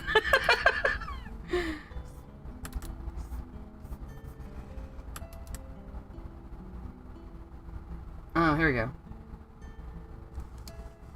Let's see. Are you working today? Oh, a message.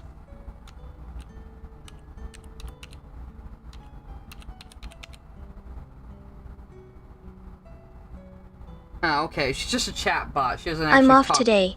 Oh, okay. It's important to take it easy sometimes. No, this isn't as cool as I thought it would be, but she is working. She just gave a standard answer, though.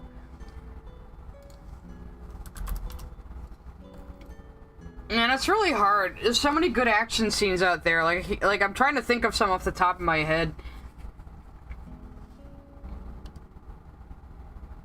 Like, between even live action and animated, I like both. But let's get some Billy Butcher in here, though. Well, I think he's great. So, if you remember, in the SU video, I did show some footage of the boys when I was talking about I have some advice for Lily, and Lily should watch things that are not for children. So this is one of the clips I used, and I used it very deliberately. You'll hear the audio. Sorry, but it's not a game now. We need a real captain. Frenchie's right. This is a fucking mess, son. We got a soup terrorist. Rayner's blowing a canister. And we're the most wanted cunts in the country. But don't you worry. Daddy's home.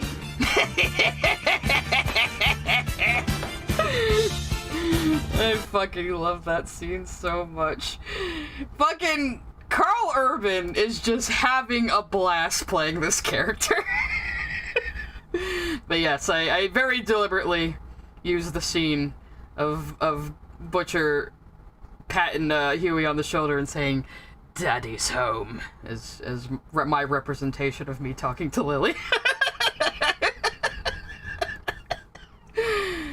Yo, yeah, everything show is better than the original comics. The original Boys comics is utter garbage. It's just Garth Ennis, like, with all the subtlety of a 15-year-old writing about how much he hates superheroes.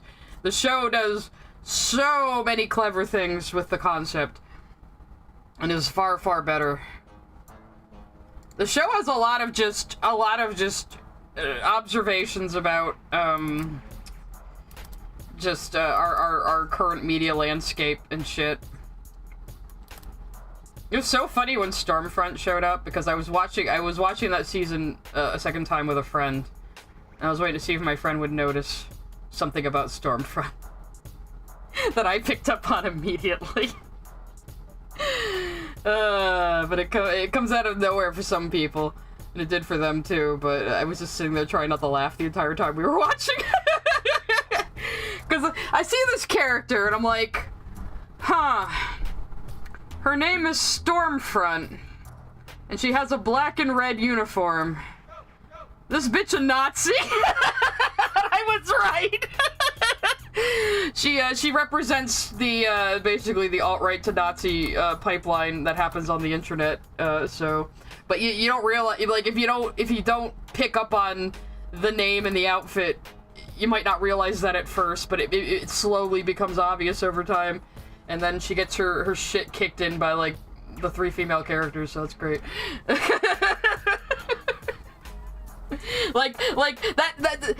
the whole culmination with Stormfront 2, like, they were making fun of, like, the faux feminism of Marvel, because they had this whole campaign in the logic of the show where it was all the female superheroes posing and saying, "Girls get it done," you know?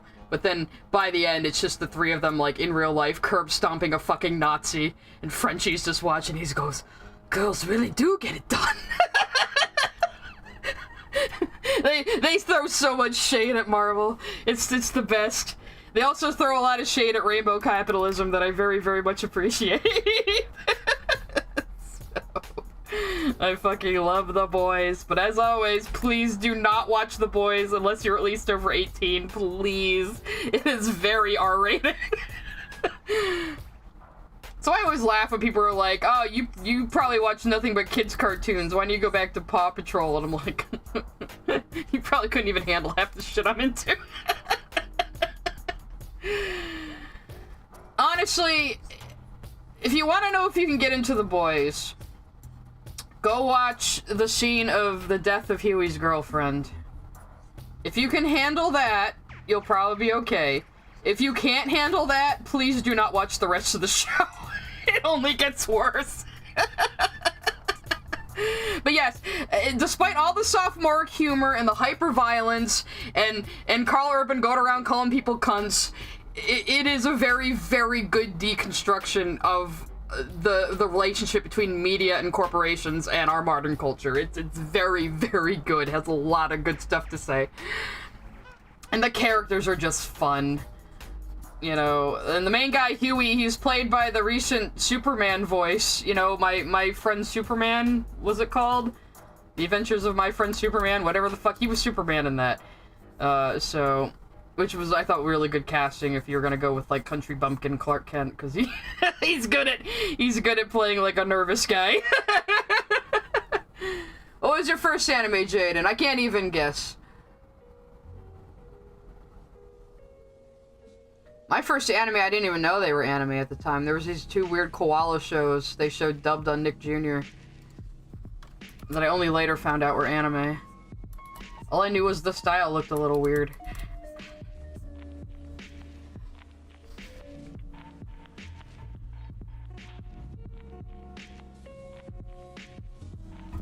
They yelled at you for not warning them. Like, again, the show tells you what it is. Right from the start. Because, first episode, Huey's girlfriend is obliterated by the show's equivalent of The Flash. So it answers the very reasonable question of what would happen if a speedster ran into a person while they were at super speed. The answer is they get liquefied. So Huey ends up with his girlfriend completely liquefied and only her hands he was holding left. And, like, the scene is almost dark comedy, but then it isn't. That was what fascinated me most when I first started seeing clips of The Boys that made me want to watch it. Where, like, it's shot like it's a dark comedy, but it never quite gets to the comedy part. Like, it is funny in places, but, like, just when you think they're gonna give you comedic relief, they don't. That's the interesting part about it. Because I first saw the plane scene of Maeve and Homelander trying to rescue a plane from terrorists, and I was like, what is this? Is this a Saturday Night Live skit or something? Because it was filmed like a comedy. But then we get to the point where Homelander is, like, threatening to burn people's heads off with lasers for questioning him.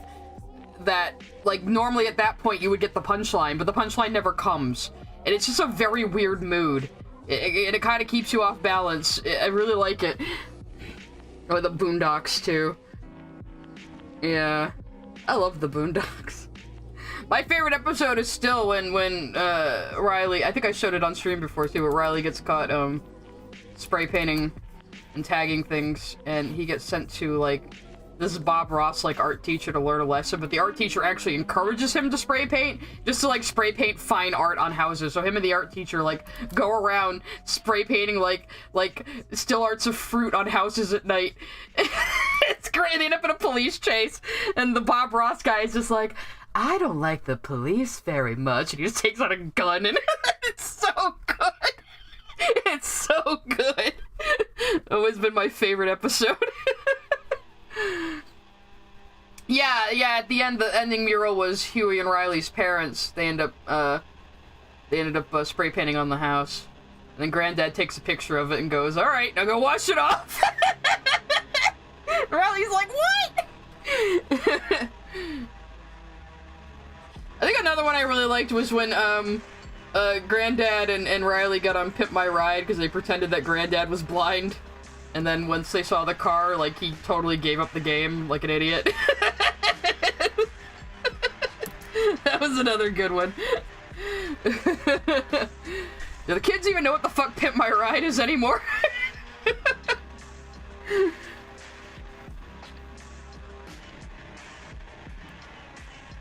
But yeah, Huey from The Boys was anime Superman.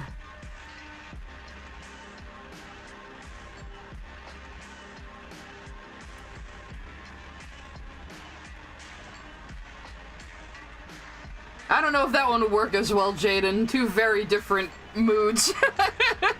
The Boondocks is very much a satire.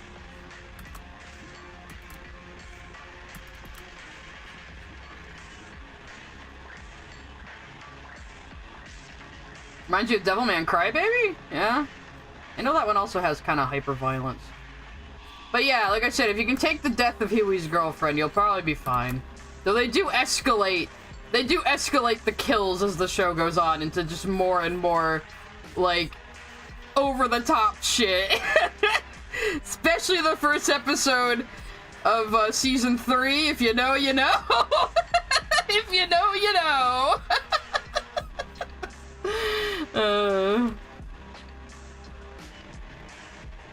Oh, I missed what Jaden's first anime was. Oh, your first anime was The Boondocks. I see. I guess it would count as anime, huh? I haven't seen Kingsman, no. It's got everybody. Can you withstand Hero-gasm? I mean, Hero-gasm is also very over the top and goofy as well, so. And they changed it for something the corporation funds to just, like, a fucking orgy these two loser, you know, D-list superheroes throw every year, which makes a bit more sense.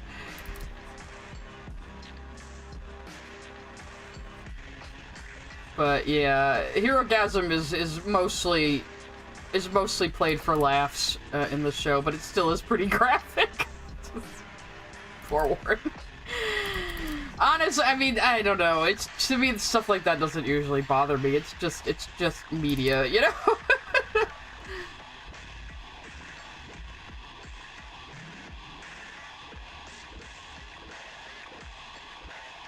First Kingsman has an amazing fight scene / massacre in a right-wing racist homophobic church. Oh my god. Well, I mean, I do like hyper-violence, and I do like fight scenes. I do like battles and shit like that, especially when they're over the top and, like, just mostly showy and, you know, unrealistic. Because even with how graphic the violence, like, in The Boys is, it's not realistic. It's as realistic as, like, fucking Fallout when you blow up somebody's head with a bullet, you know? It's like, come on. Well, I'm just one of those people who, like, just likes goofy over-the-top violence. I don't know. Maybe something's wrong with me. It was what the Boys cast were surprised I got away with.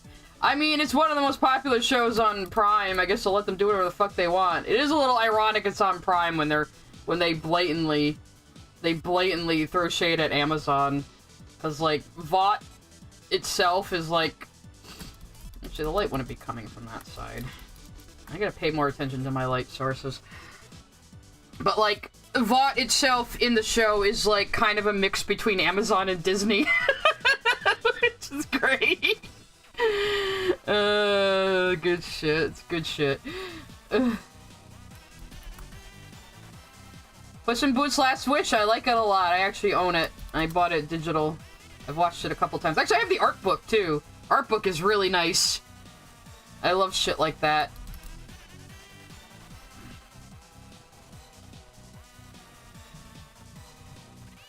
I still can't believe, like, it's a miracle that they made a spin-off, like a sequel to a spin-off of another series, like 10 years ago.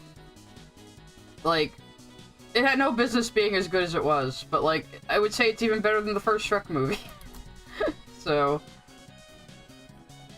Especially the way they managed to balance, like, 3 different flavors of villain all at once.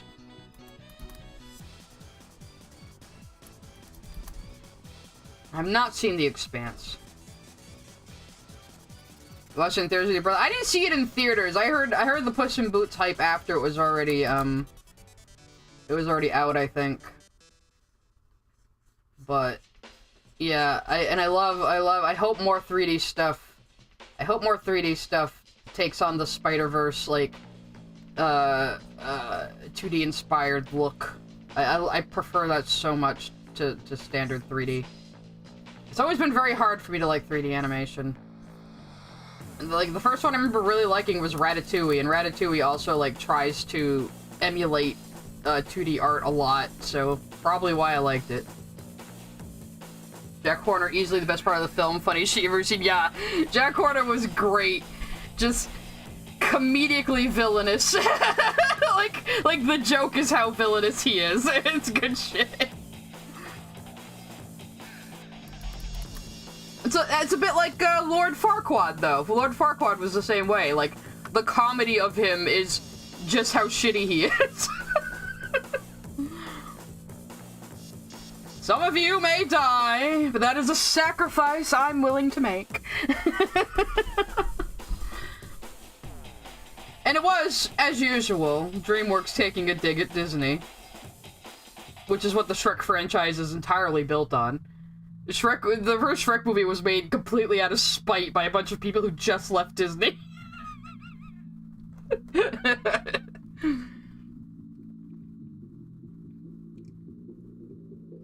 What are your thoughts on YouTube critic brain poisoning, where people find a single flaw in something perceived as the claim as garbage because of it?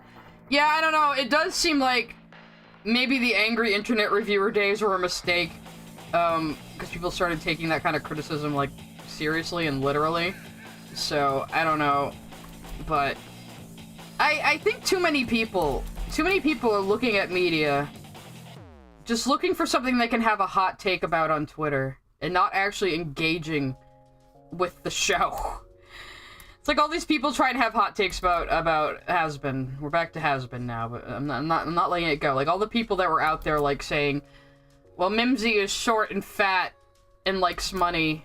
She must be a Jewish stereotype.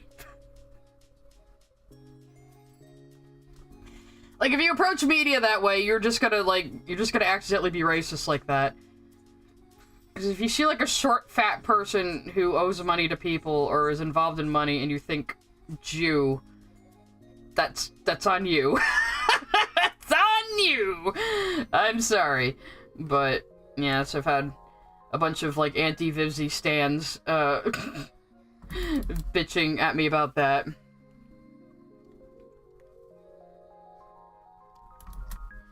Yeah, like, they're just so desperate to find anything wrong and to be able to call Vivzy Pop racist that they end up being racist themselves, and it's hilarious.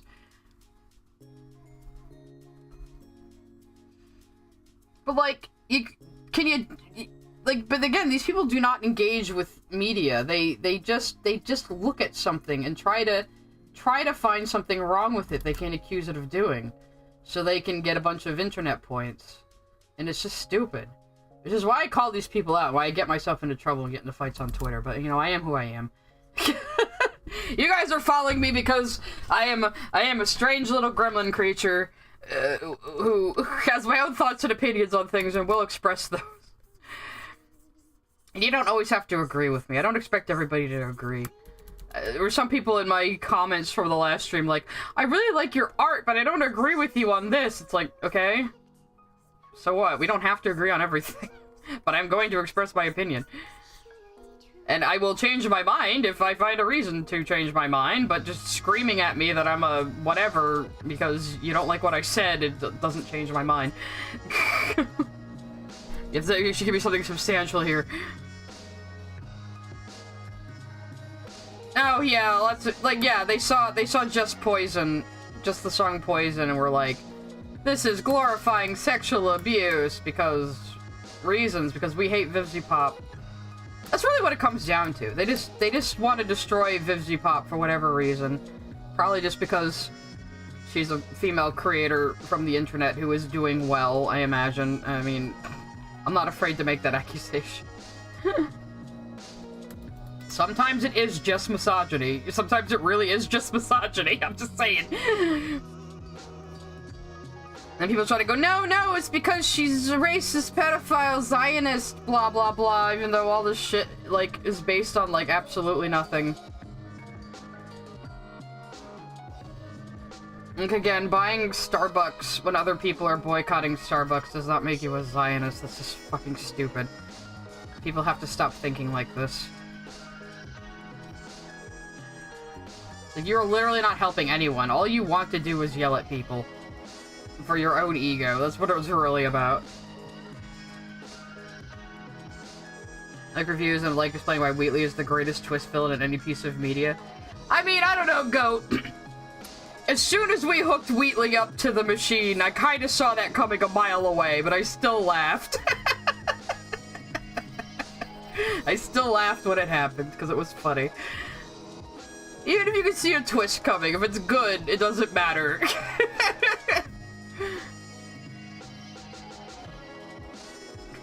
I mean, you shouldn't go to Starbucks because Starbucks is overpriced garbage, but also, like, just saying anybody who drinks Starbucks is a Zionist is just the most brain-dead thing.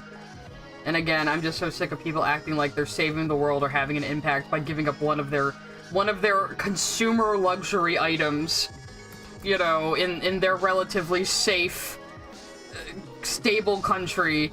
While people are literally dying. But no, I'm sure the people crushed under rubble appreciate you not buying Starbucks anymore. You're such a hero. You know, that's exactly why I have distaste for this kind of behavior. But of course, some people in my comments are like, that means you don't care about Palestine. It's like, look, I've seen a lot of conflicts in my life, and like, just because you just heard about it doesn't mean everybody else only just heard about it too. Like, yes, many of us have been aware of this conflict for decades, and no one has been able to solve it, because it's kind of an impossible situation to solve at this point. So, you know, but you screaming at people for just living their lives on the other side of the world is not going to help anybody. You know, and like I said before, you can't care about everything happening in the world all at once. You will go insane. You will go insane. You just can't, you know, and you'll depress yourself.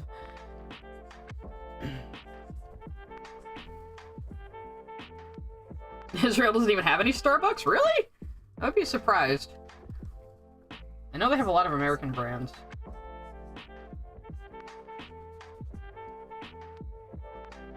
Imagine seeing Angel just crying on the floor thinking, oh, this is supposed to be funny, right? Yeah. You really like my art, but you also really like my takes, well that's good.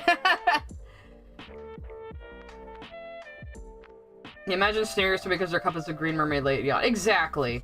It's like, you don't actually care about what's happening. You care about being right and having enemies to fight, and it's just so petty.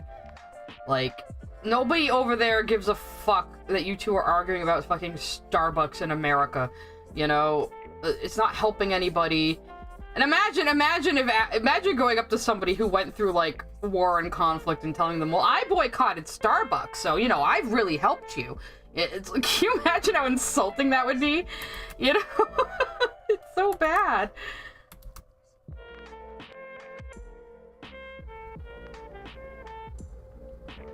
I wasn't calling Israel unstable. I was calling Palestine unstable. It is.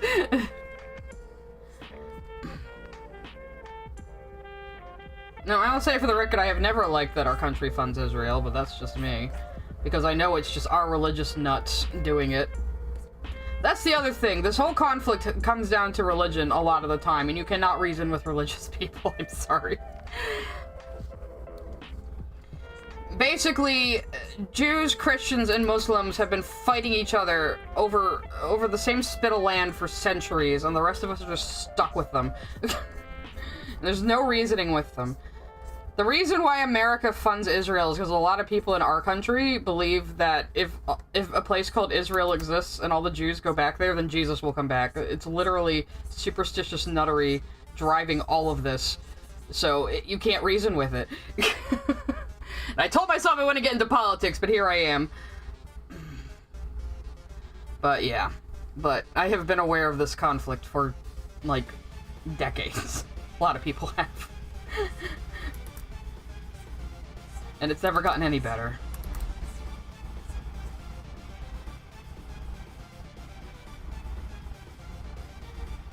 Car from the Jungle Book got under your skin? Oh, the tiger?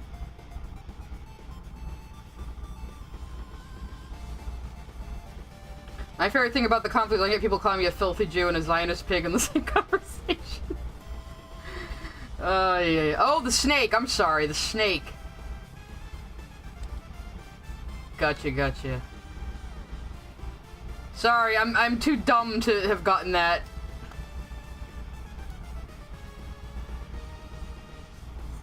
But yeah, I mean, a lot of these people are the same people who cared about the war in Ukraine for like a week.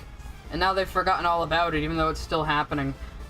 You know, it's like the hippies that wave free Tibet signs around, but they wouldn't be able to identify Tibet on a map at gunpoint, probably. You know?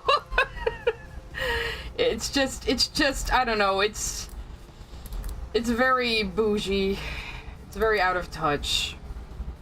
And like I said, my own experiences with seeing how my country reacted to 9/11 and turning it into a commercial enterprise almost immediately, it just sickens me.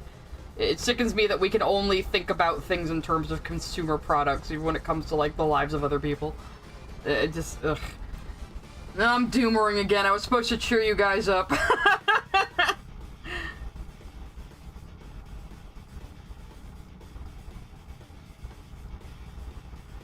Oh, people have been saying the end times are coming for centuries.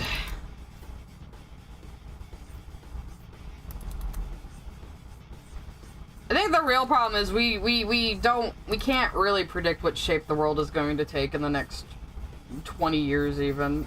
Everything's a bit up in the air, which is why everyone's just going crazy. Which is why I'm here to just try to laugh at the world and draw my gay space rocks and be entertaining, because that's all I can do. That's what I bring to the world.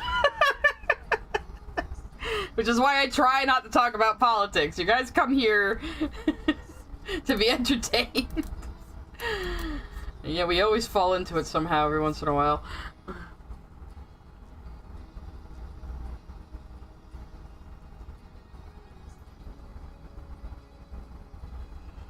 Well, you're not supposed to trust Ka. The whole point is isn't he trying to hypnotize Mowgli to eat him? Yeah, you're supposed to think he's bad and dangerous and don't want to don't want to go near him. Are you not entertained? Anyway, all I want to draw is gay alien wolves. You go do that. You go do that. I'm starting to think like the only jobs left for Americans are like trade jobs, medical industry, and entertainer. Like we're a country of clowns. Not so weird at all, ZB, to simp for loot because she's hot. See, that's the other thing that's been happening on Twitter lately. You can like fictional villains. You can enjoy villains. Villains can be fun, especially in a very exaggerated work like Hazbin Hotel. Like, what's the difference between liking Loot and, like, liking, Ursula or Jafar or something, or Scar, you know? Nothing. Winnie the Pooh shares the same VA as the Cheshire Cat, like, recently, or back in the day? No, thank you, Distan Dan.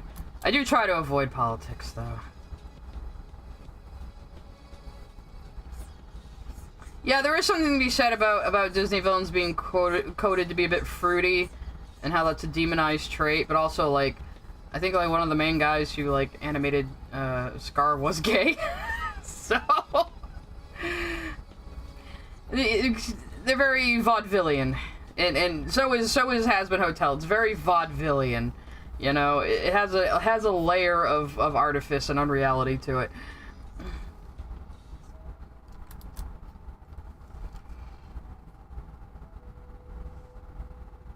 Oh, that's right. Jafar and Facilier are both literally in the Helliverse. That's right. Jafar's VA plays Stolas' dad. I'm such a good daddy. He's good shit. Paimon, that's who it is. Paimon. Which is a real demon name. Yeah, it is crazy how even Hell of a Boss gets like really big actors. Like we had fucking Norman Reedus playing Stryker's first appearance. It's a mimic now. Well, not quite a mimic. The new guy kind of does his own thing with the voice too, which, you know what, I think is fine. I think it's fine to like have different actors depict characters sometimes, because, you know, whatever. You kind of just have to, you know, suspend your disbelief, basically. Yes, Richard Horvitz was also Billy and Mandy. Yes, he was. He was Billy and Mandy. He was Alpha in fucking Power Rangers. He was Invader Zim, of course. He was also Daggett in Angry Beavers, which is where I first heard him. Fucking Angry Beavers was so good. Such a good show. No, the original VA from the 60s, Pooh Bear and Cheshire Cat were the same guy. Yeah, yeah. And I think I have heard that.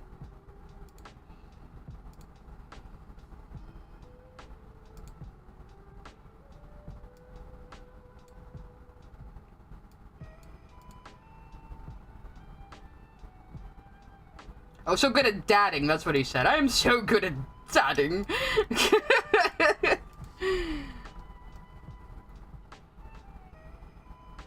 Billy, Mandy, and Grimm are on the spectrum because the creator was also on the spectrum. Wait, does that mean any characters I create are autistic automatically? Because I don't know about that. I never watched Billy and Mandy, though. I don't know, I guess I might have been a little too old for it at the time. If I had been younger, I probably would have watched it. It probably would have been my thing, but... You're convinced they would have gotten Gilbert Gottfried to play Blitz's dad if he was still alive? Maybe! Maybe. Man, I just remembered Gilbert Gottfried died, damn it. I forgot! That sucks. That would have been really funny, though, if we had Iago talking to Jafar.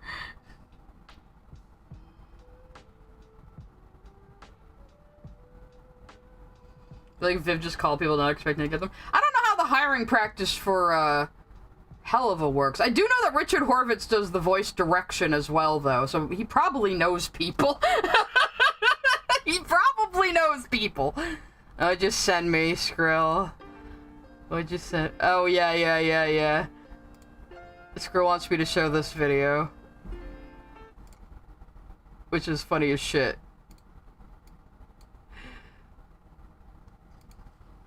Oh wait, I don't want to completely full screen it because it just cuts some things off. Hang on, let me get my shit together here. I never have my shit together. This is a very funny video on Twitter. It's Oddities Maybe. Go find it. Just make sure I have the frickin' sound on. Welcome to the Has-Been Hotel. Can I help you with anything?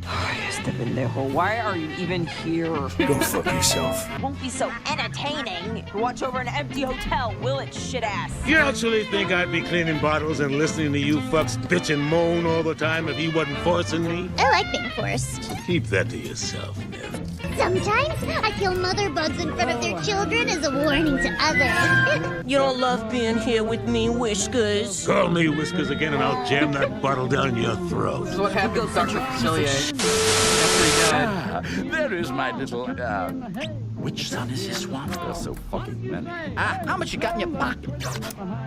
A wadded up 5 and a slim fit condom. Yeah, that's plenty. Done. Splendid!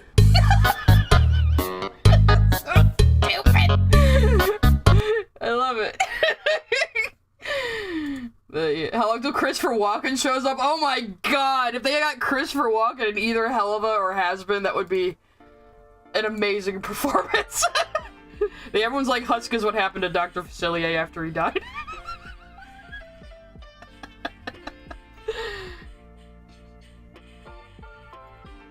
I do love Keith David. As I said before, that man was my childhood. And he was Admiral Anderson in Mass Effect. My Shepard's father figure. Actually, I shouldn't. No, maybe her face could be kind of backlit though, actually. Alistair was his friend on the other side! Yeah!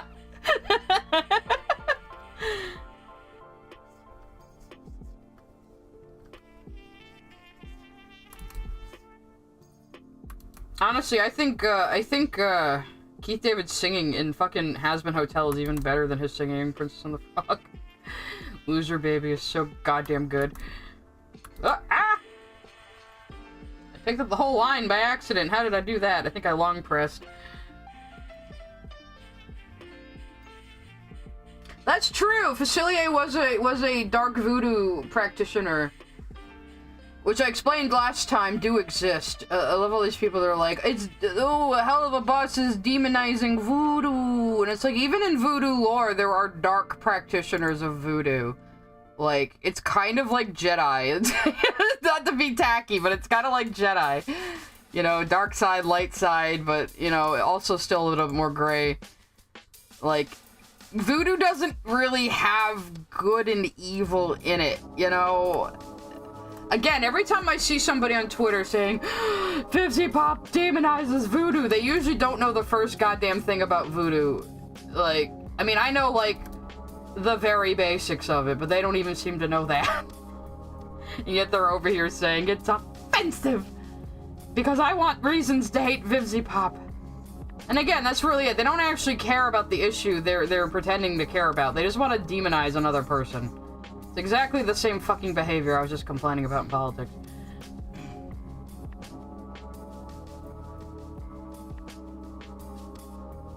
When we need D-Badly regular shows so Dazzle can make dragon noises. Yeah.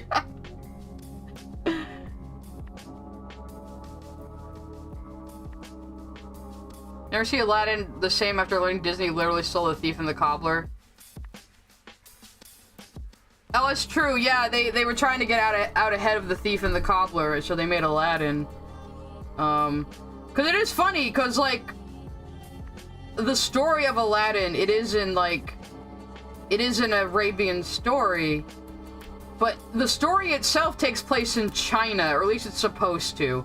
Obviously, it was written by someone who did not understand a whole lot about China at the time, and of course, back then these were like, you know, mysterious foreign places. We didn't have the fucking internet.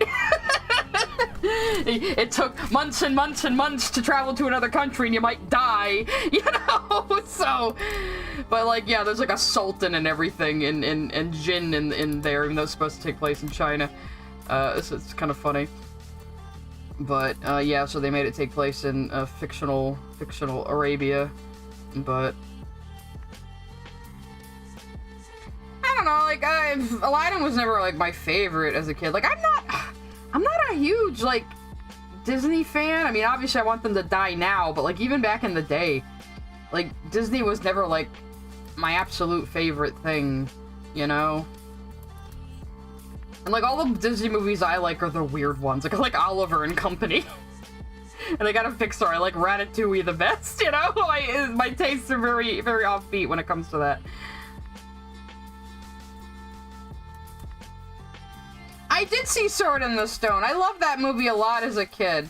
But I rewatched it as an adult, and, like, as a kid I never picked up on, like, the dry treatise on, like, the state of public education that's in that movie, and I was like, oh, this is actually kind of boring. I think as a kid, I liked Archimedes because he was funny, and I liked, because he's a funny little owl man. And I liked the part where they turned into fish. For some reason. That was always my favorite part. So again, rewatching it as an adult, I was like, wow, this movie's kind of dry, actually.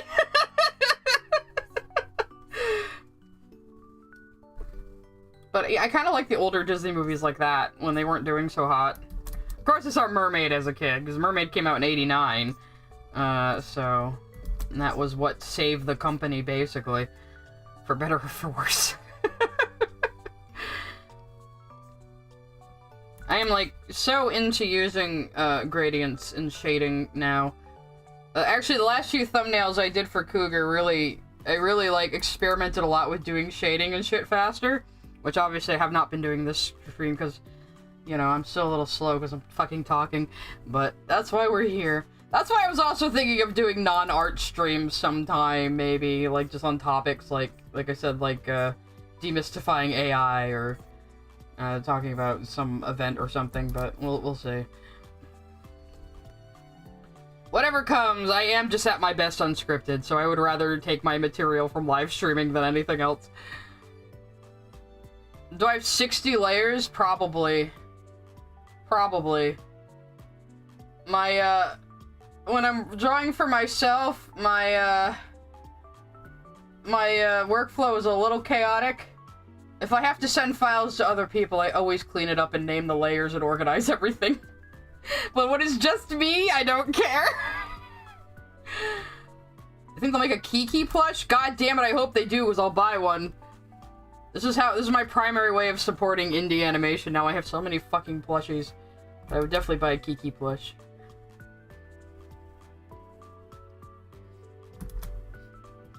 I do have a Has-Been Hotel scarf somewhere.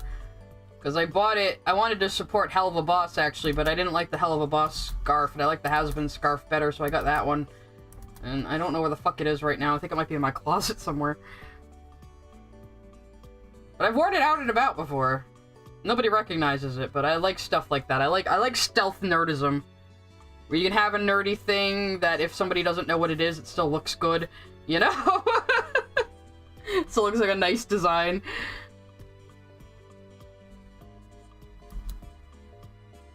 You know, stuff that isn't just, like, the standard, like, artwork of a character slapped on a t-shirt or something, you know? Stuff that goes a little beyond that. I still have an N7 wallet, but it's pretty damn beat up, and I don't think the BioWare store sells them anymore. That was the other thing, when Skrill and I met up in real life, I deliberately wore this nice N7 track jacket I have that they don't make anymore, just to make her jealous. I'm surprised it didn't secretly end up in her suitcase.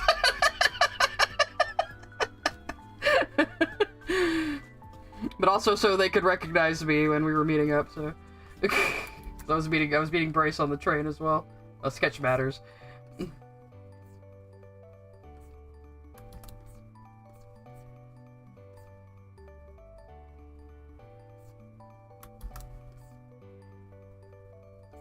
It's gonna add a little bit more orange to her shading here because it's too dull. Sometimes I worry that I'm going a little too, what am I trying to say? What am I trying to say, chat? I worry I'm going a little too saturated sometimes. But I've really, for shading, I've really been liking doing this whole carving out the highlights thing and blending and using gradients. Just kind of gives stuff a little bit of oomph, you know? Without making it too overly detailed. You know, I don't want to go like full, like, realistic rendering on cartoony stuff. I mean, that look can be cool, but it's not my look.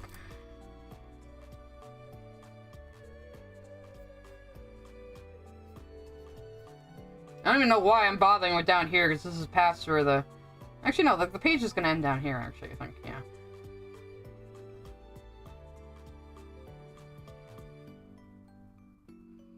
I don't mind getting shirts, but I don't wear t-shirts very often.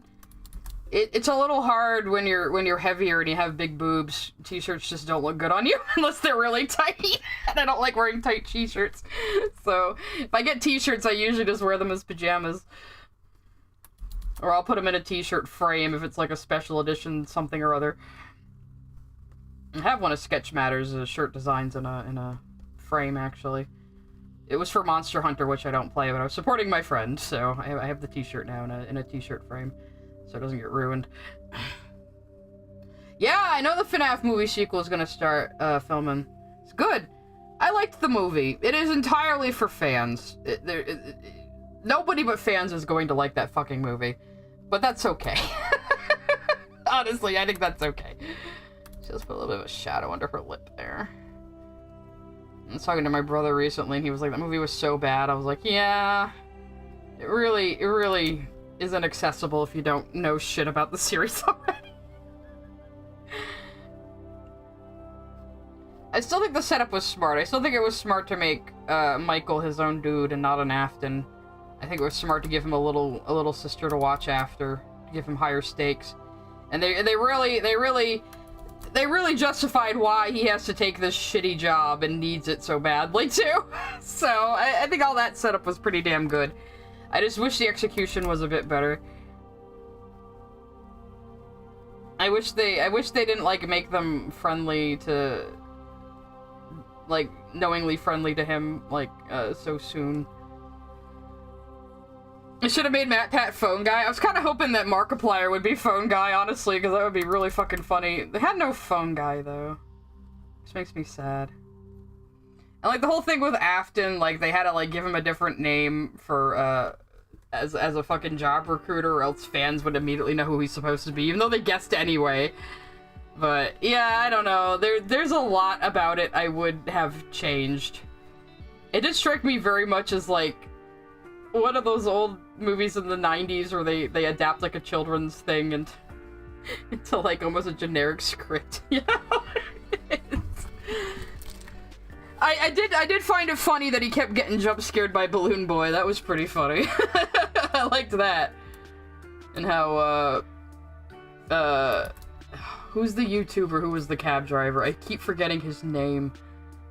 Like the little mid-roll where it jump scares him too.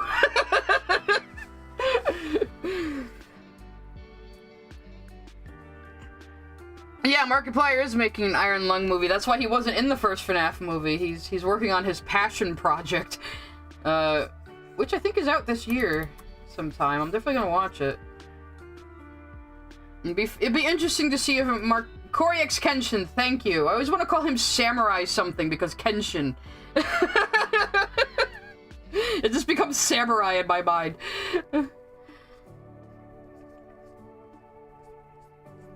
He's not a YouTuber I was very familiar with, so... But he was funny. But yeah, it'll be interesting, because, like, whenever you see comedians do a dramatic role, you could very well be in for, like, something amazing. So seeing Marky Moo do, like, a dramatic villainous role could be, interesting.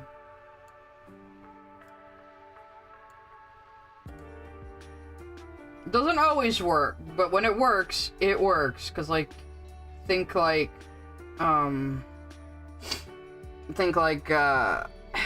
Well, think, for one thing, I can't remember names right now, god damn it. Bryan Cranston in Breaking Bad, obviously the biggest example of taking a comedian and putting him in a dramatic role.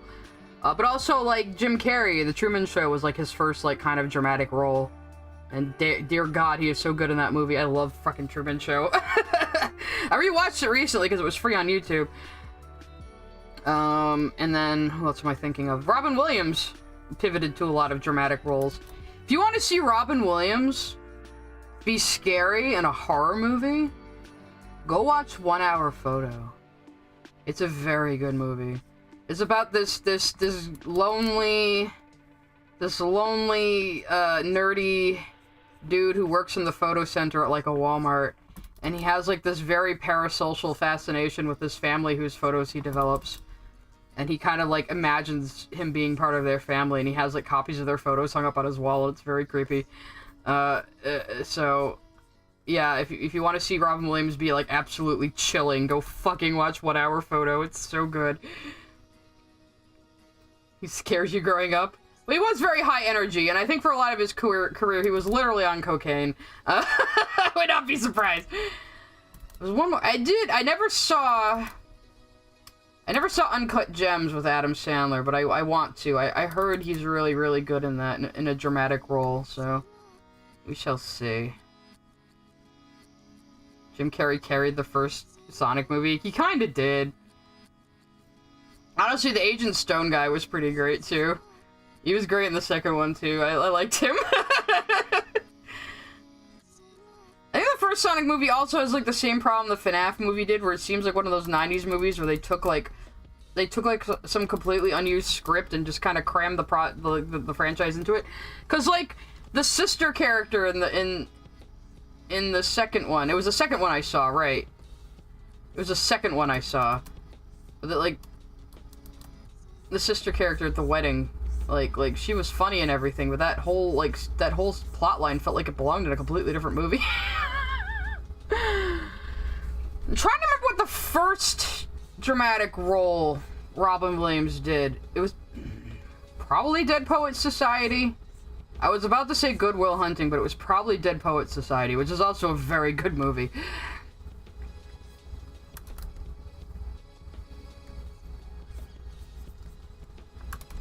Okay, does Jasper look fucking unhinged enough, everybody? What do you think?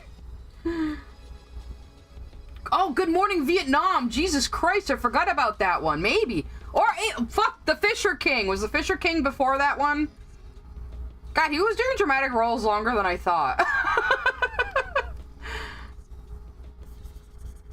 Yes, I think that was him in The Fisher King, wasn't it? Yes. That was 1991. Wow. Good morning. Oh, Good Morning Vietnam was 87. It was first. Yeah, dear God. Robin Williams did dramatic roles, like, way longer than I thought he did. I guess because, like, most people my age, I first encountered him as, like, the fucking genie in Aladdin, which we were just talking about. First Sonic movies was actually 2 half movies. A really fun one about a supervillain and an annoying one about a stupid teenager and a cop. Yeah. Oh, God. Alright, it's 4:30, so I'm gonna feed my pets real quick. We'll probably go another half hour after that. I will be right back. It's always pet feeding time.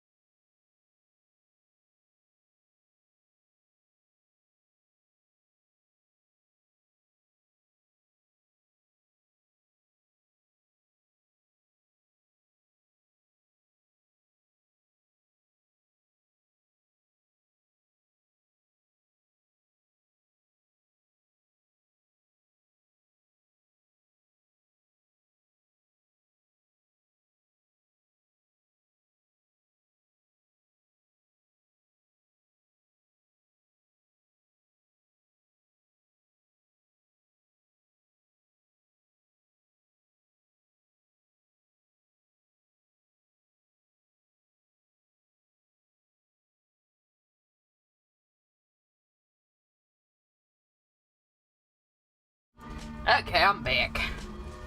Hooper has gotten her food. Kitty has not come home yet. He'll get his food later. He's probably mad at me. Because he came in at like 2 p.m. yesterday. I made him stay in the house. He's a very willful cat. I do have an indoor cat too, though. I went a little crazy. I keep one inside, and the other one still goes outside because he will make himself heard if he's not allowed to go outside. He will make his displeasure known. He's kind of a little mini celebrity in the neighborhood anyway. He probably goes to other people's houses too and gets fed there. I really do think he does. It'll be like pouring rain out and then it stops and he comes home like completely dry like 10 minutes later. It's like, okay, where the fuck have you been? Which little old lady's house have you snuck your way into and gotten fed?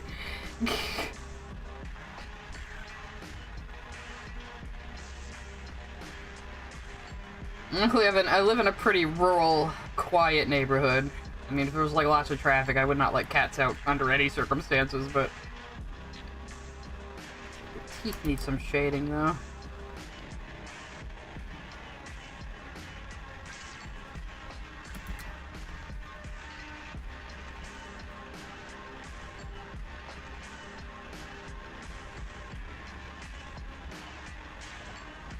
Verbal Ace being revealed as the 4th V in HA.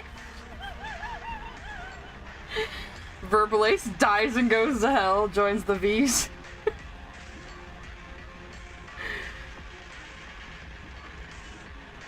Grim has so many cats, she just adopted most of them right off the street. Well, that's the thing!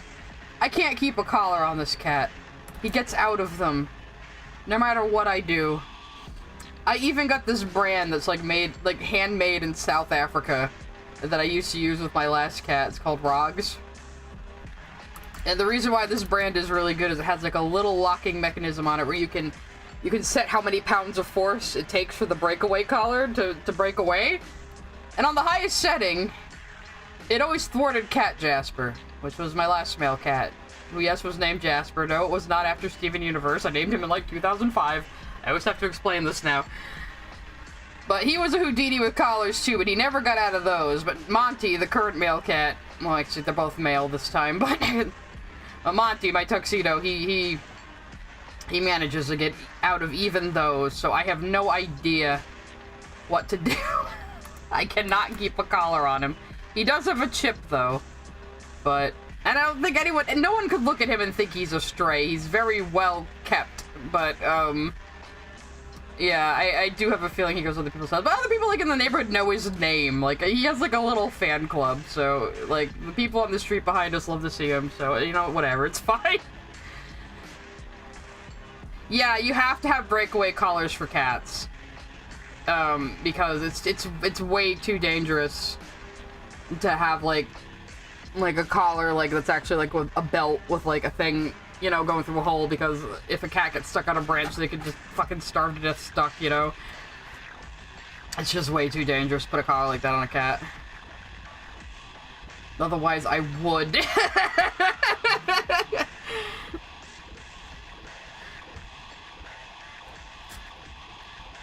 Question is, who would beat Verbalation to a pulp first, Vaggie or Lucifer? Probably Vaggie. Lucifer probably wouldn't even be aware of the video.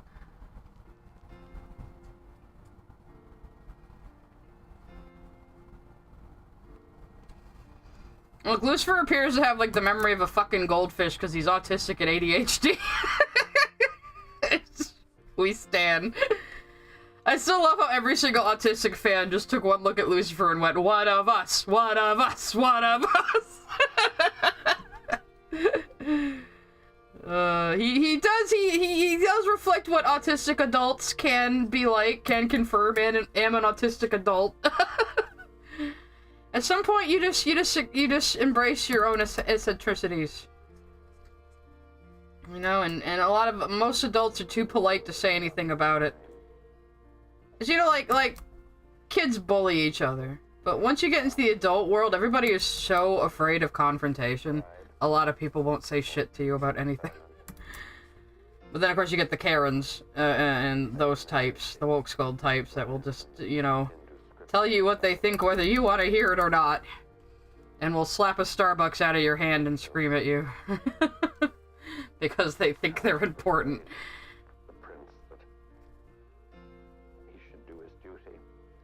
Oh yeah, this is the Oppenheimer speech.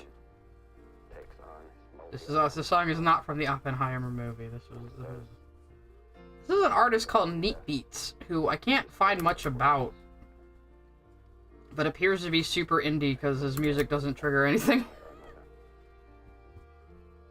I forgot how I even stumbled across it. I think I probably heard like a mix on YouTube and went out and bought some songs, so that's usually what happens.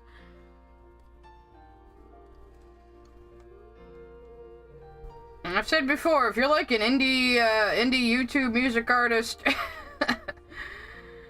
I would be happy to play music. I had to pare down my music list quite a bit, but I do like supporting other indie people. And of course, you see a lot of Dated from Ill-Advised Records on here, because his music also doesn't trigger any sort of copyright shenanigans. He's super good.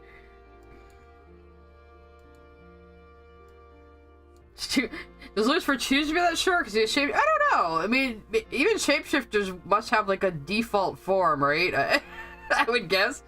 I like him being short. It's funny.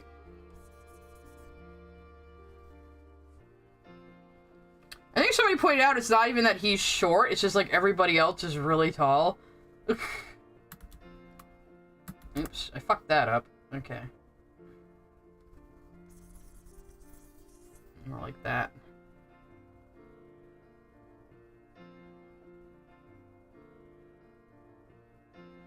Did Lily say if you like villains, you're a bad person? I don't know. Again, Lily was really easy on Has Been Hotel and like in a completely hypocritical way. But I did hear rumors that the only reason Lily like was talking positively about Has Been Hotel now is because like an ex-friend of hers didn't like it. And now that they're ex-friends, she's like, well, I'm going to praise the show. Which, you know, I wouldn't really be surprised. Lily seems like someone who doesn't have, like, any actual opinions. And just says whatever they think will make them sound good at the time. You know? One of those types. There should be a bit more, like, backlighting here, I think. I look all cool and intimidating with the sun behind her.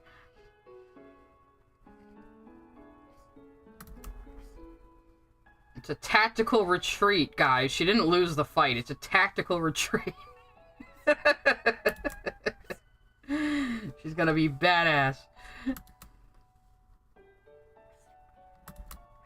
I said before, I rewatched Crack the Whip to refresh myself on why Jasper just backs off the fight with Stevani, and she just kinda does. And I'm just gonna have to go with my assumption that it's because she knows Rose's sword could, like, poof her in a nanosecond.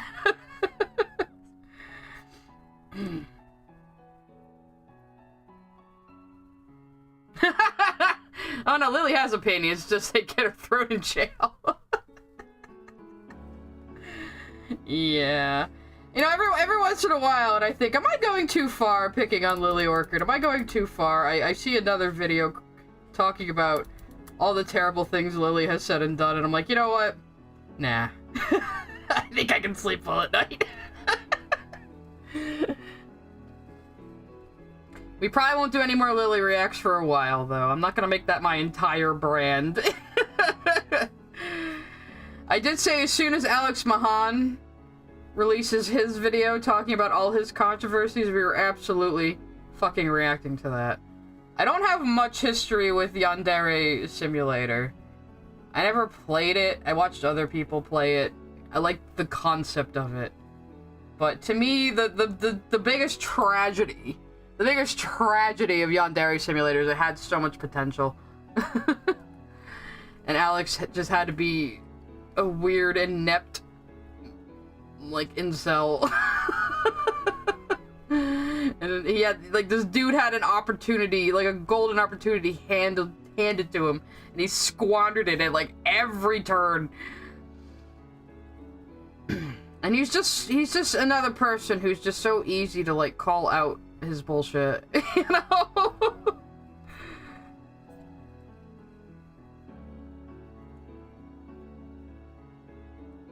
Well, like I said, I am gonna cut together like a YouTube highlight reel basically of the has-been video, but it's probably gonna be a little short because I don't think a lot of it was that funny. It was just kind of boring. But I have a feeling.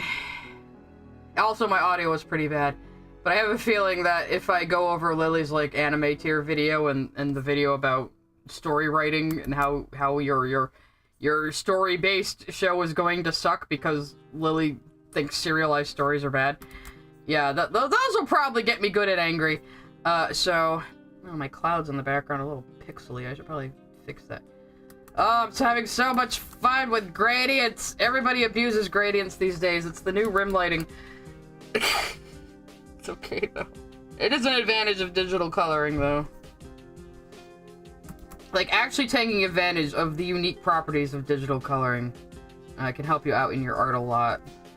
You might as well take advantage of the tools you're using. There's just so much shit you can do with digital coloring that you couldn't do with traditional coloring. And again, it just gives stuff a little bit of an oomph. A little bit of texture. I'm gonna smooth this shit out back here, though, because this is bothering me. Though, you probably can't see the pixelization when it zooms out, but I don't care. I did just kind of copy-paste this background now.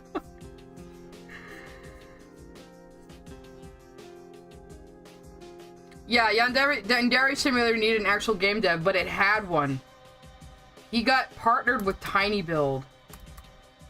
But he decided because he couldn't recognize, like, the good code, the coder, like, changed his game to, that he didn't want to work with them anymore because he has to control every single aspect of it. And then he bailed on the contract with them, which came with a penalty of, like, tens of thousands of dollars, but he somehow just managed to get out of that, you know? He just managed to, like, just get out of breaking his contract and owing them money. I forget how. I think he, like, threatened to, like, I don't know. Threatened to, like, smear their good name or something, and they just decided he wasn't worth dealing with. But, not that Tiny Build is the best, but just the whole, like, oh, hey, a real programmer came in and fixed your spaghetti code, but you're not gonna, like, work with them because you feel threatened that they're better at it than you or something, you know? I don't know. I think the first big red flag with Alex Mahan was that emails video, though. Like, even back then, even when I still thought the game had a chance, and I thought the game was just a parody and a joke, him saying, like, everyone needs to stop sending me stupid emails, because I, like, read every single email like a spurg. You guys are wasting my time with, like, stupid fan questions, and it was like, okay, well, so don't answer every single email. And he's like, but I have to in case somebody's sending me something important. And people are like, well, get a secretary. He's like, no, I can't get a secretary. They might leak stuff about the game. But then every single time he updated, he, like, explained every single thing about the new feature and how to do it. So it's like, bruh, you're shooting yourself in the foot for no reason. It's just because you're a weird control freak. But yeah, like, see, the thing is, Max, is saying, oh, self-test set into schools. Ooh, bad. Look, the original form of Yandere Simulator, where you're Yandere killing other school kids and taking panty shot pictures and stuff, all of that, anime tropes. If it had just stayed a fucking parody, all of that would have been fine. You know? All of it would have been fine. Like, you're gonna say, like, Danganronpa or Battle Royale are bad because they take place in schools. It's fucking anime. Like, half of them take place in schools. Even when they don't really need to. But if it had just stayed an anime parody, it would have been fine. And I still distinctly recall back then when he started showing the characters' names and stuff. They had names like My Waifu and like other like weird phonetic pronunciations of like Japanese words or like the English versions of Japanese words. I was like, oh hey, what a funny joke. What a funny joke that is. To write this like you're a 15-year-old American who just saw Naruto writing his first anime, his first original anime. How funny. Very clever, Yandev. And then it came to light that, no, it wasn't a joke. He was 100% serious about his deep story for Yandere Simulator. And it was like, oh no, oh no. That's where it started going downhill for me. But he's just one of those people, kind of like Lily, that's just, their whole existence is frustrating. Everything they do is frustrating, you know? Yeah, we're talking about Yandere Sim. Eat me. No, welcome back to Elisha. I only just started talking about it. I was just saying, the next time I do a reaction, it'll probably be whatever Yandev's video going step by step over all his past controversies is, because that will be amazing. That'll be amazing, and I will probably yell at it a lot. Yeah, he was always stalling and like adding like useless like updates to the game before even like making the main gameplay loop. He made a whole a whole separate game mode before even finishing the main gameplay loop. I don't understand. And if he had just stuck with Tiny Build, the game could have like already been done and he wouldn't have been in this fucking trouble he's not in now. Well, he probably still would be, but because he's very creepy toward teenage girls. Let's not make any bones about that. But can you drench yourself in ketchup for? But yeah, the things people were saying, like, oh, it's creepy because it takes place in a school and stuff, like it was all very clearly parodies of anime tropes, which I don't really see a problem with. But again, after a while, he started writing it as like a serious story, and that was a mistake. Now, that's true, I did say eat me, didn't I? Eliza, are you saying you're a cannibal? I'm gonna tell everyone on Twitter and cancel you.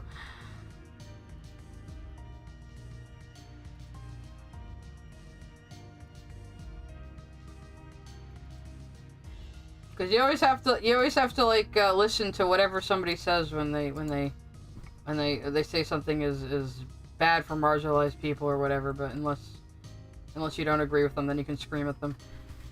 It's like me and several other women have been saying lately, like, hey, can we not like call everything lesbian Yuri? That's a little weird. And like all these freaks come out of the woodwork like yelling at you with a bunch of cope about how no, actually it's a tradition of Japanese lesbians, so you're racist if you're against me calling like every single like lesbian thing Yuri like a weirdo. And it's like, okay, but like you can just say lesbian, you know?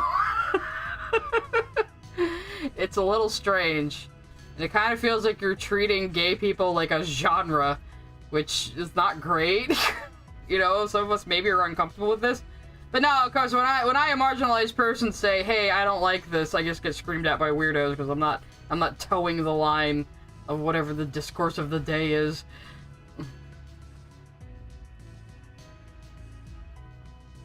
Alec also shot himself in the foot by working on anything except the main objective. Yeah, like I said, he kept adding like little Easter eggs and little features and a bunch of like any stupid little thing that popped into his head, he added to the game instead of working on the main gameplay loop. Like, literally should be the first thing you do. And then you can just keep adding all that stuff through free updates later. But he was just stalling, because he didn't know how to fucking program the game, I think. And then he would, like, stream for, like, 12 hours a day or something. To stream him playing video games. I can't even imagine streaming that long. I think the longest I've done is, like, 6 hours.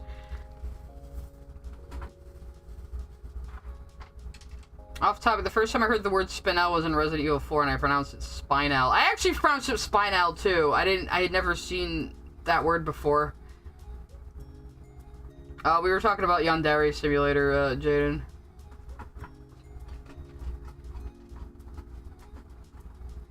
Anything I learned from Rosie that cannibals are pretty cool people and they have a very nice town. Yeah.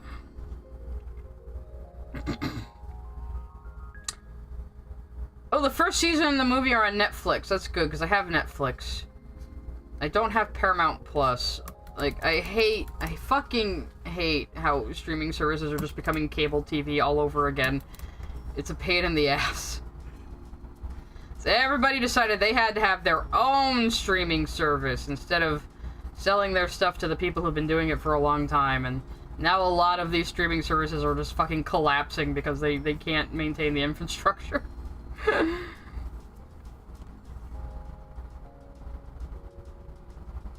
Spinell and Resident Evil, I thought she was in Poppy's playtime. Go make that cheddar, Eliza. Go make that cheddar.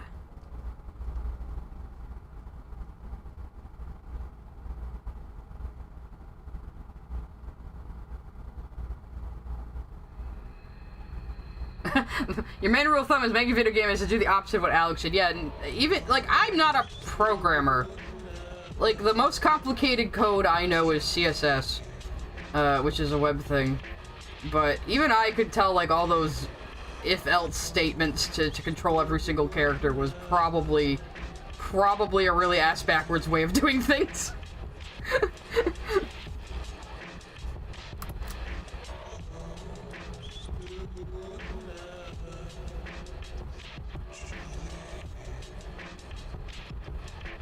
I have seen a few videos going over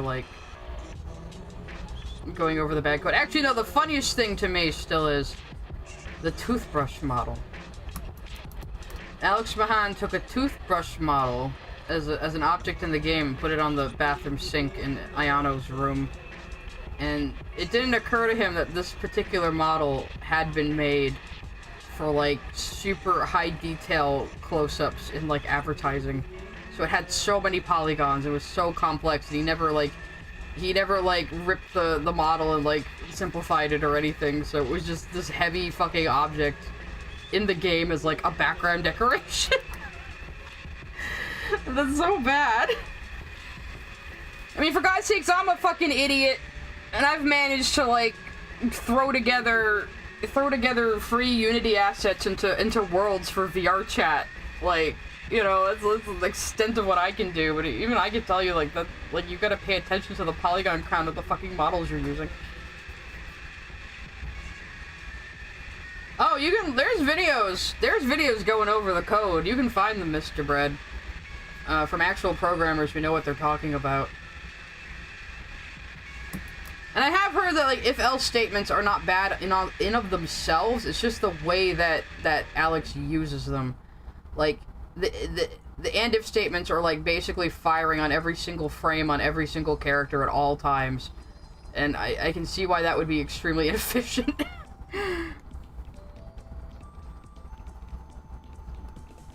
Let's get a little bit of the snoo covered in. I know I said I was going to go another half hour, but I'll probably go, like, another 15 minutes. I possibly don't need to end completely on the dot.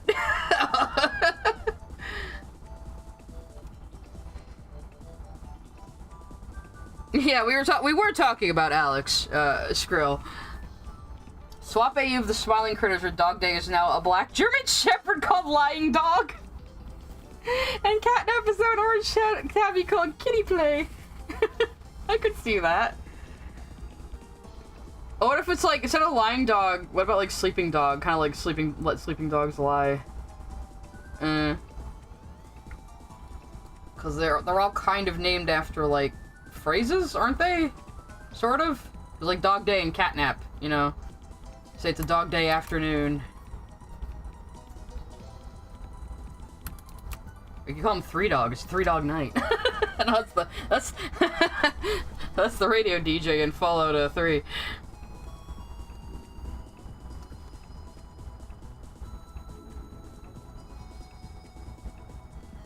Yeah, I don't know much about the Smiling Critters, but I have been drawing them a lot lately for Cougar. So I'm probably gonna have to look up stuff on them. I saw the fake cartoon show they made, that they gave it like VHS degradation, like it was really a cartoon from like the 80s. It was I liked that a lot. That was good shit. I know Poppy's is pretty popular. I'm not that big into mascot horror. Like, I know all the like the FAF lore, but I've never actually played the games. So, but I can see why people like it. I appreciate it. I thought the Smiling Critters were like a completely separate thing from Poppy's until I realized that, like, I thought, oh, it's just like a new thing. But no, it's part of Poppy's. Jeremiah was a bullfrog, was a good friend of mine. Never understood a single word he said, but I helped him drink his wine. I fucking sing that song every once in a while. I don't know, it gets stuck in my head sometimes. Three Dog Night, yep.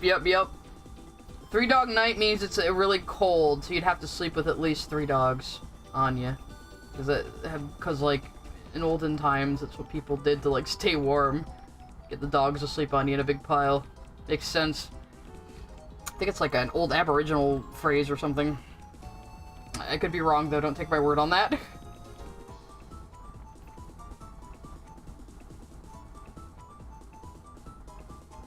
I think poppies did get popular.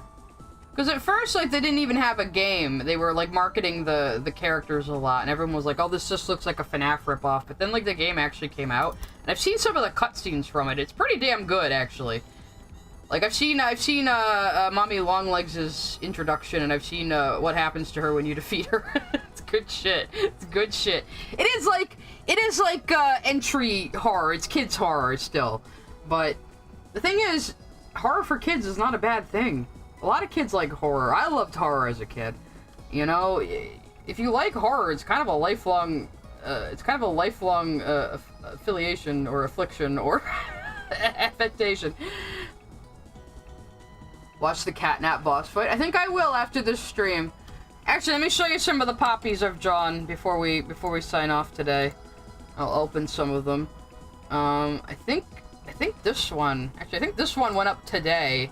It was actually a very cute style I was imitating, that the comic is. So, I think that one went up today. So let's go to Cougar's channel and find out.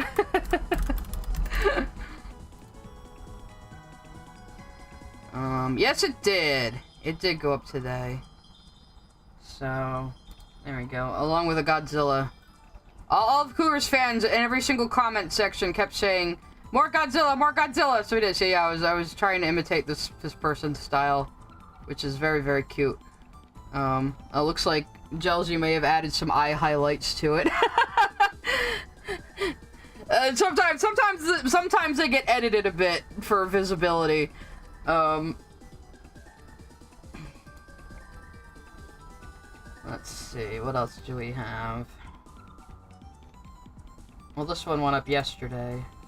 About Lemon Wolf, which is an OC who is a little too friendly, little too into being BFFs, maybe a little crazy. I don't think this one has gone up yet. It's shipping nonsense. I don't know why I got so melodramatic with this one.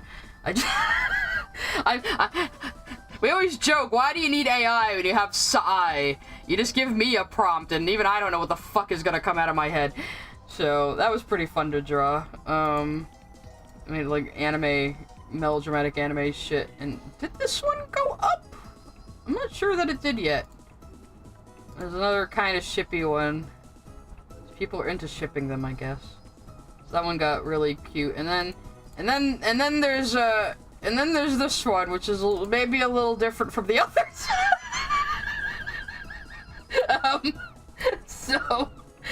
Well, one of these things is not like the others. One of these things just doesn't belong. That was... Hey! Leave the kitty alone, Sadie. And she's chasing him off my bed again. The other kitty, the indoor kitty, Finn. So, yeah, that was fun to draw, though. Well, let's see the catnap fight while I work on Switcheroo for the rest of the time. But, yeah. This is what I get paid to do, sometimes, kids. Draw little critters.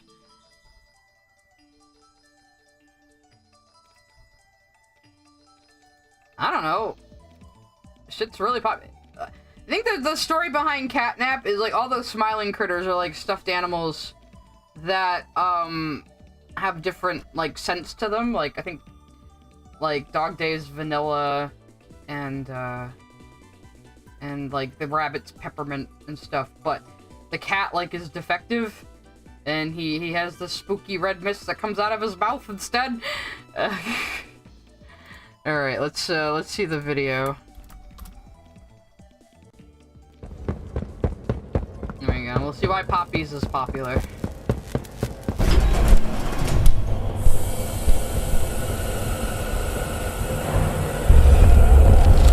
Did I get something wrong, Skrill? Saying, oh, you sweet summer child, I'm scared now. Oh, Jesus, look at that thing. I don't know why he gets all big and spooky, but he do. He looks like a mummified cat corpse. Honestly, that's one of the keys to horror. Go with death and bugs. Death and bugs. You'll instantly make a scary monster. That's why Silent Hill works so well.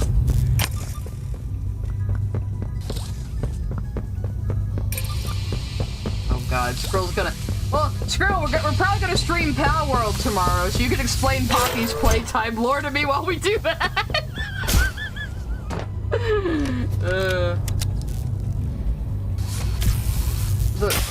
The red gas was also used to put orphans at plague care to... Dear. Oh dear. So, okay, well, there we go. So tomorrow when we stream Pal World, Skrill is going to explain Poppy's lore to me. This will be a good time. Hopefully I'll be able to record my stream okay this time, and we'll be able to make like maybe a video cut of the VOD. I still kind of wanted to put like make a short of every time I set myself on fire the first time I played. I might still do that. I kept walking into the campfire. Honestly, Skrill, I'm probably gonna go play Pal World like after stream, so chill out for a bit.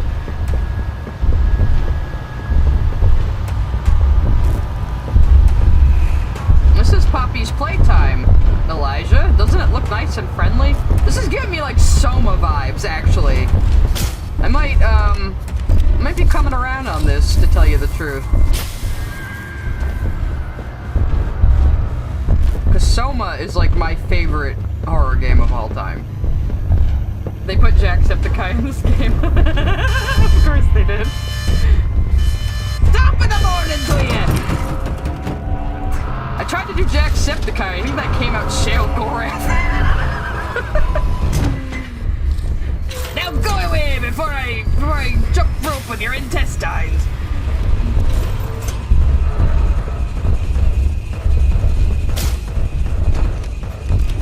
Third chapter gives a lot of Soma and Bioshock vibes. Hey, I can see the Bioshock influence here too. Oh, there he is. He's a bad kitty. How do you defeat him, though? I wasn't paying attention to what the hands are doing. I'm also trying to shade. I do like the look of this, though.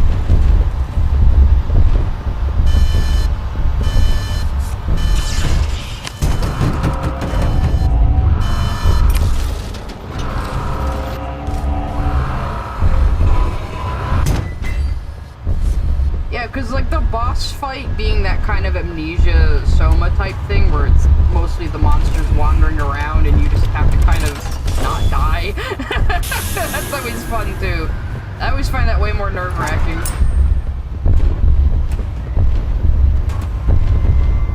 Oh, they're trying to power up the console. Okay. I see.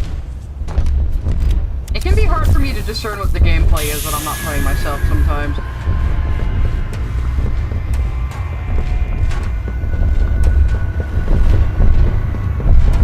I'm like watching it in my other screen too, so I'm like turning my head to look at the video. Oh. Oh god. Oh god.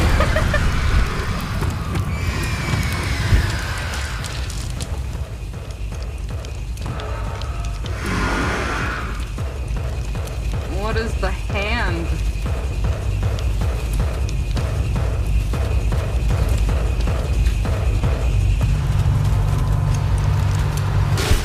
The fuck is this game even about? What is this about? Why did anyone invent these things? I guess you got taken up by the claw machine. Well then. The hand is called the prototype. Uh-huh. explain all of this tomorrow while we catch pals and do the Syndicate Tower. We're planning to do the Syndicate Tower, and I need a bee. We're gonna catch me a bee. I'm sure that won't go disastrously. I need to make cake so I can breed pals. That's how it works. I left my guys cooking cake. I should have some to play with. I went to Skrill's base and she had like 1,000 honeys, so I was able to make some cake. It's a bit like Bendy, but like these things came to life by accident through sort of mysterious means. At least I'm pretty sure that's what Bendy was about. I didn't play Bendy either, I know, I'm terrible. I did help Skrill with her Bendy comics. And actually the Bendy movie is coming out eventually, so I will probably be helping Skrill with more Bendy comics. It was no accident that they came to life. Okay, what's the rest of this? It looks like you watch a little TV screen later. Okay, there's like dialogue now, okay. I did say I was gonna go another 15 minutes, so we're good. Good, you're here. And you've done it again. The impossible. Just like I knew you would. Catnap's gone. The red smoke is diverted. Everything is falling into place thanks to you. But if we're to keep going, then you deserve to have the truth. You came back because of your co-workers.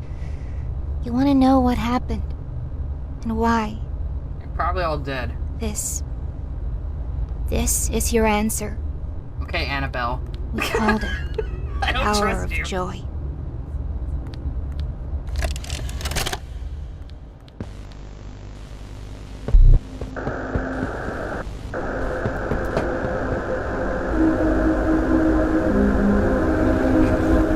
What, is it racist to call her Annabelle? Oh. Oh my. Yep, I'm pretty sure they're all dead.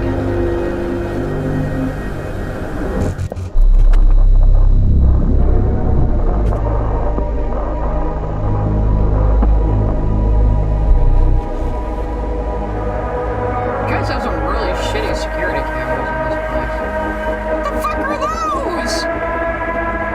They look like nursemaid Cybermen. What the fuck?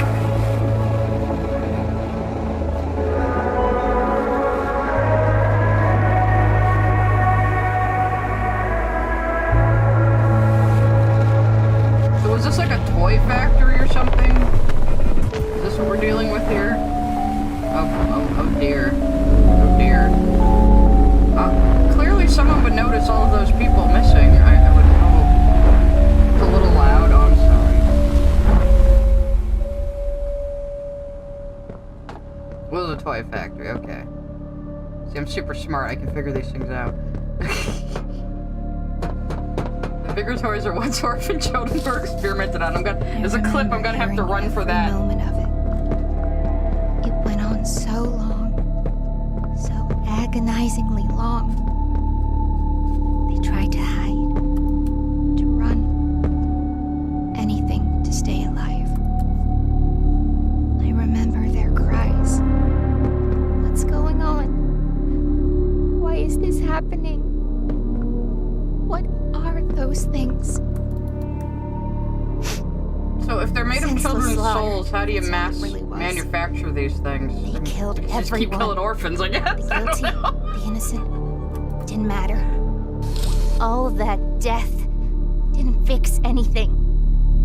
And then, once it was all over, they dragged those corpses down below where they'd never be found. And they ate the bodies to stay alive. So did anybody like investigate this? Prototype has to die for this. Were the police For not involved? everything.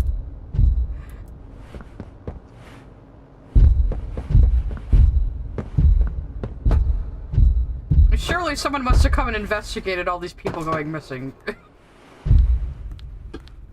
It's Dr. Soon as we Giro all reach over the bottom, again. we'll send the lift. Yeah.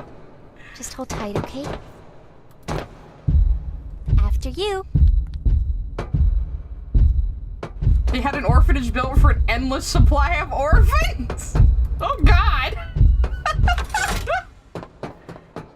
Some people think this game is for children. It sounds like some Vault Tech level evil Once we right hit there. the ground, we need to be cautious. There's something... What's she doing? I don't think you were cautious, Poppy. No! We should be cautious. Immediately killed. Come on, go faster! GG. Kissy Missy, no! And now there's a clip I have to play that I've always played for, like, a FNAF as well, but it applies here as well, I think. Here we go. Your family is not enough. The machine is hungry. It craves purity. It devours purity. It sings to me. What the hell is this thing made out of? Nothing. Come on. All right, fine. I might have used a few unorthodox parts. Just tell me one. An orphan. A what? An orphan? Did you say an orphan? Yeah, a little orphan boy. It's powered by a forsaken child? Might be, kind of. I mean, I didn't use the whole thing. That'd always be one of my favorite clips of all time. I didn't use the whole thing. Like, what does that even mean?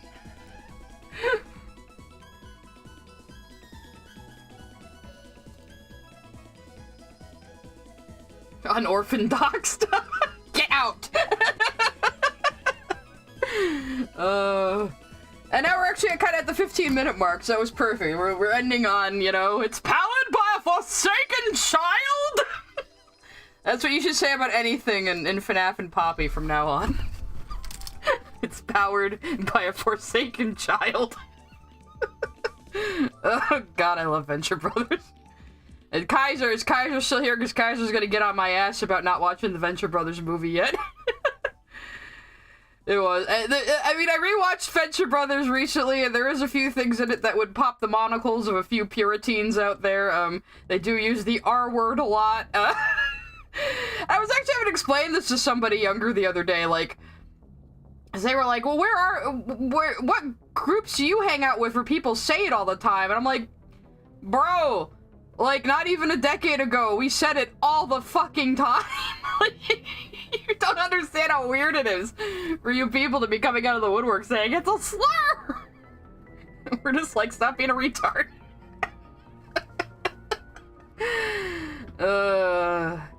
Anyway. Yeah, go watch Venture Brothers too. Venture Brothers is so good. It starts out as more of a what you call it? Adventure boy. What the fuck? Johnny Quest. The hell, did I just close the file? I guess I just closed the file. That's okay, because I'm ending the stream anyway. But, yeah. It starts out more of a Johnny Quest parody, but then it becomes kind of its own thing after, like, the first or second season. Two guys and a guy? I have not heard of that, but maybe I'll look it up sometime. And I'm gonna be ending this stream now. It's like 5:15. I've got some chores to do, and then I'll probably play Pal World. But thank you all for coming, and thank you for the super chats to the two people who sent them today. I very much do appreciate it. And like I said, tomorrow, probably 1 p.m. EST, Skrill and I will play Pal World again, because that was fun. And hopefully this time my computer won't, like, die 4 times. So wish me luck. See you then.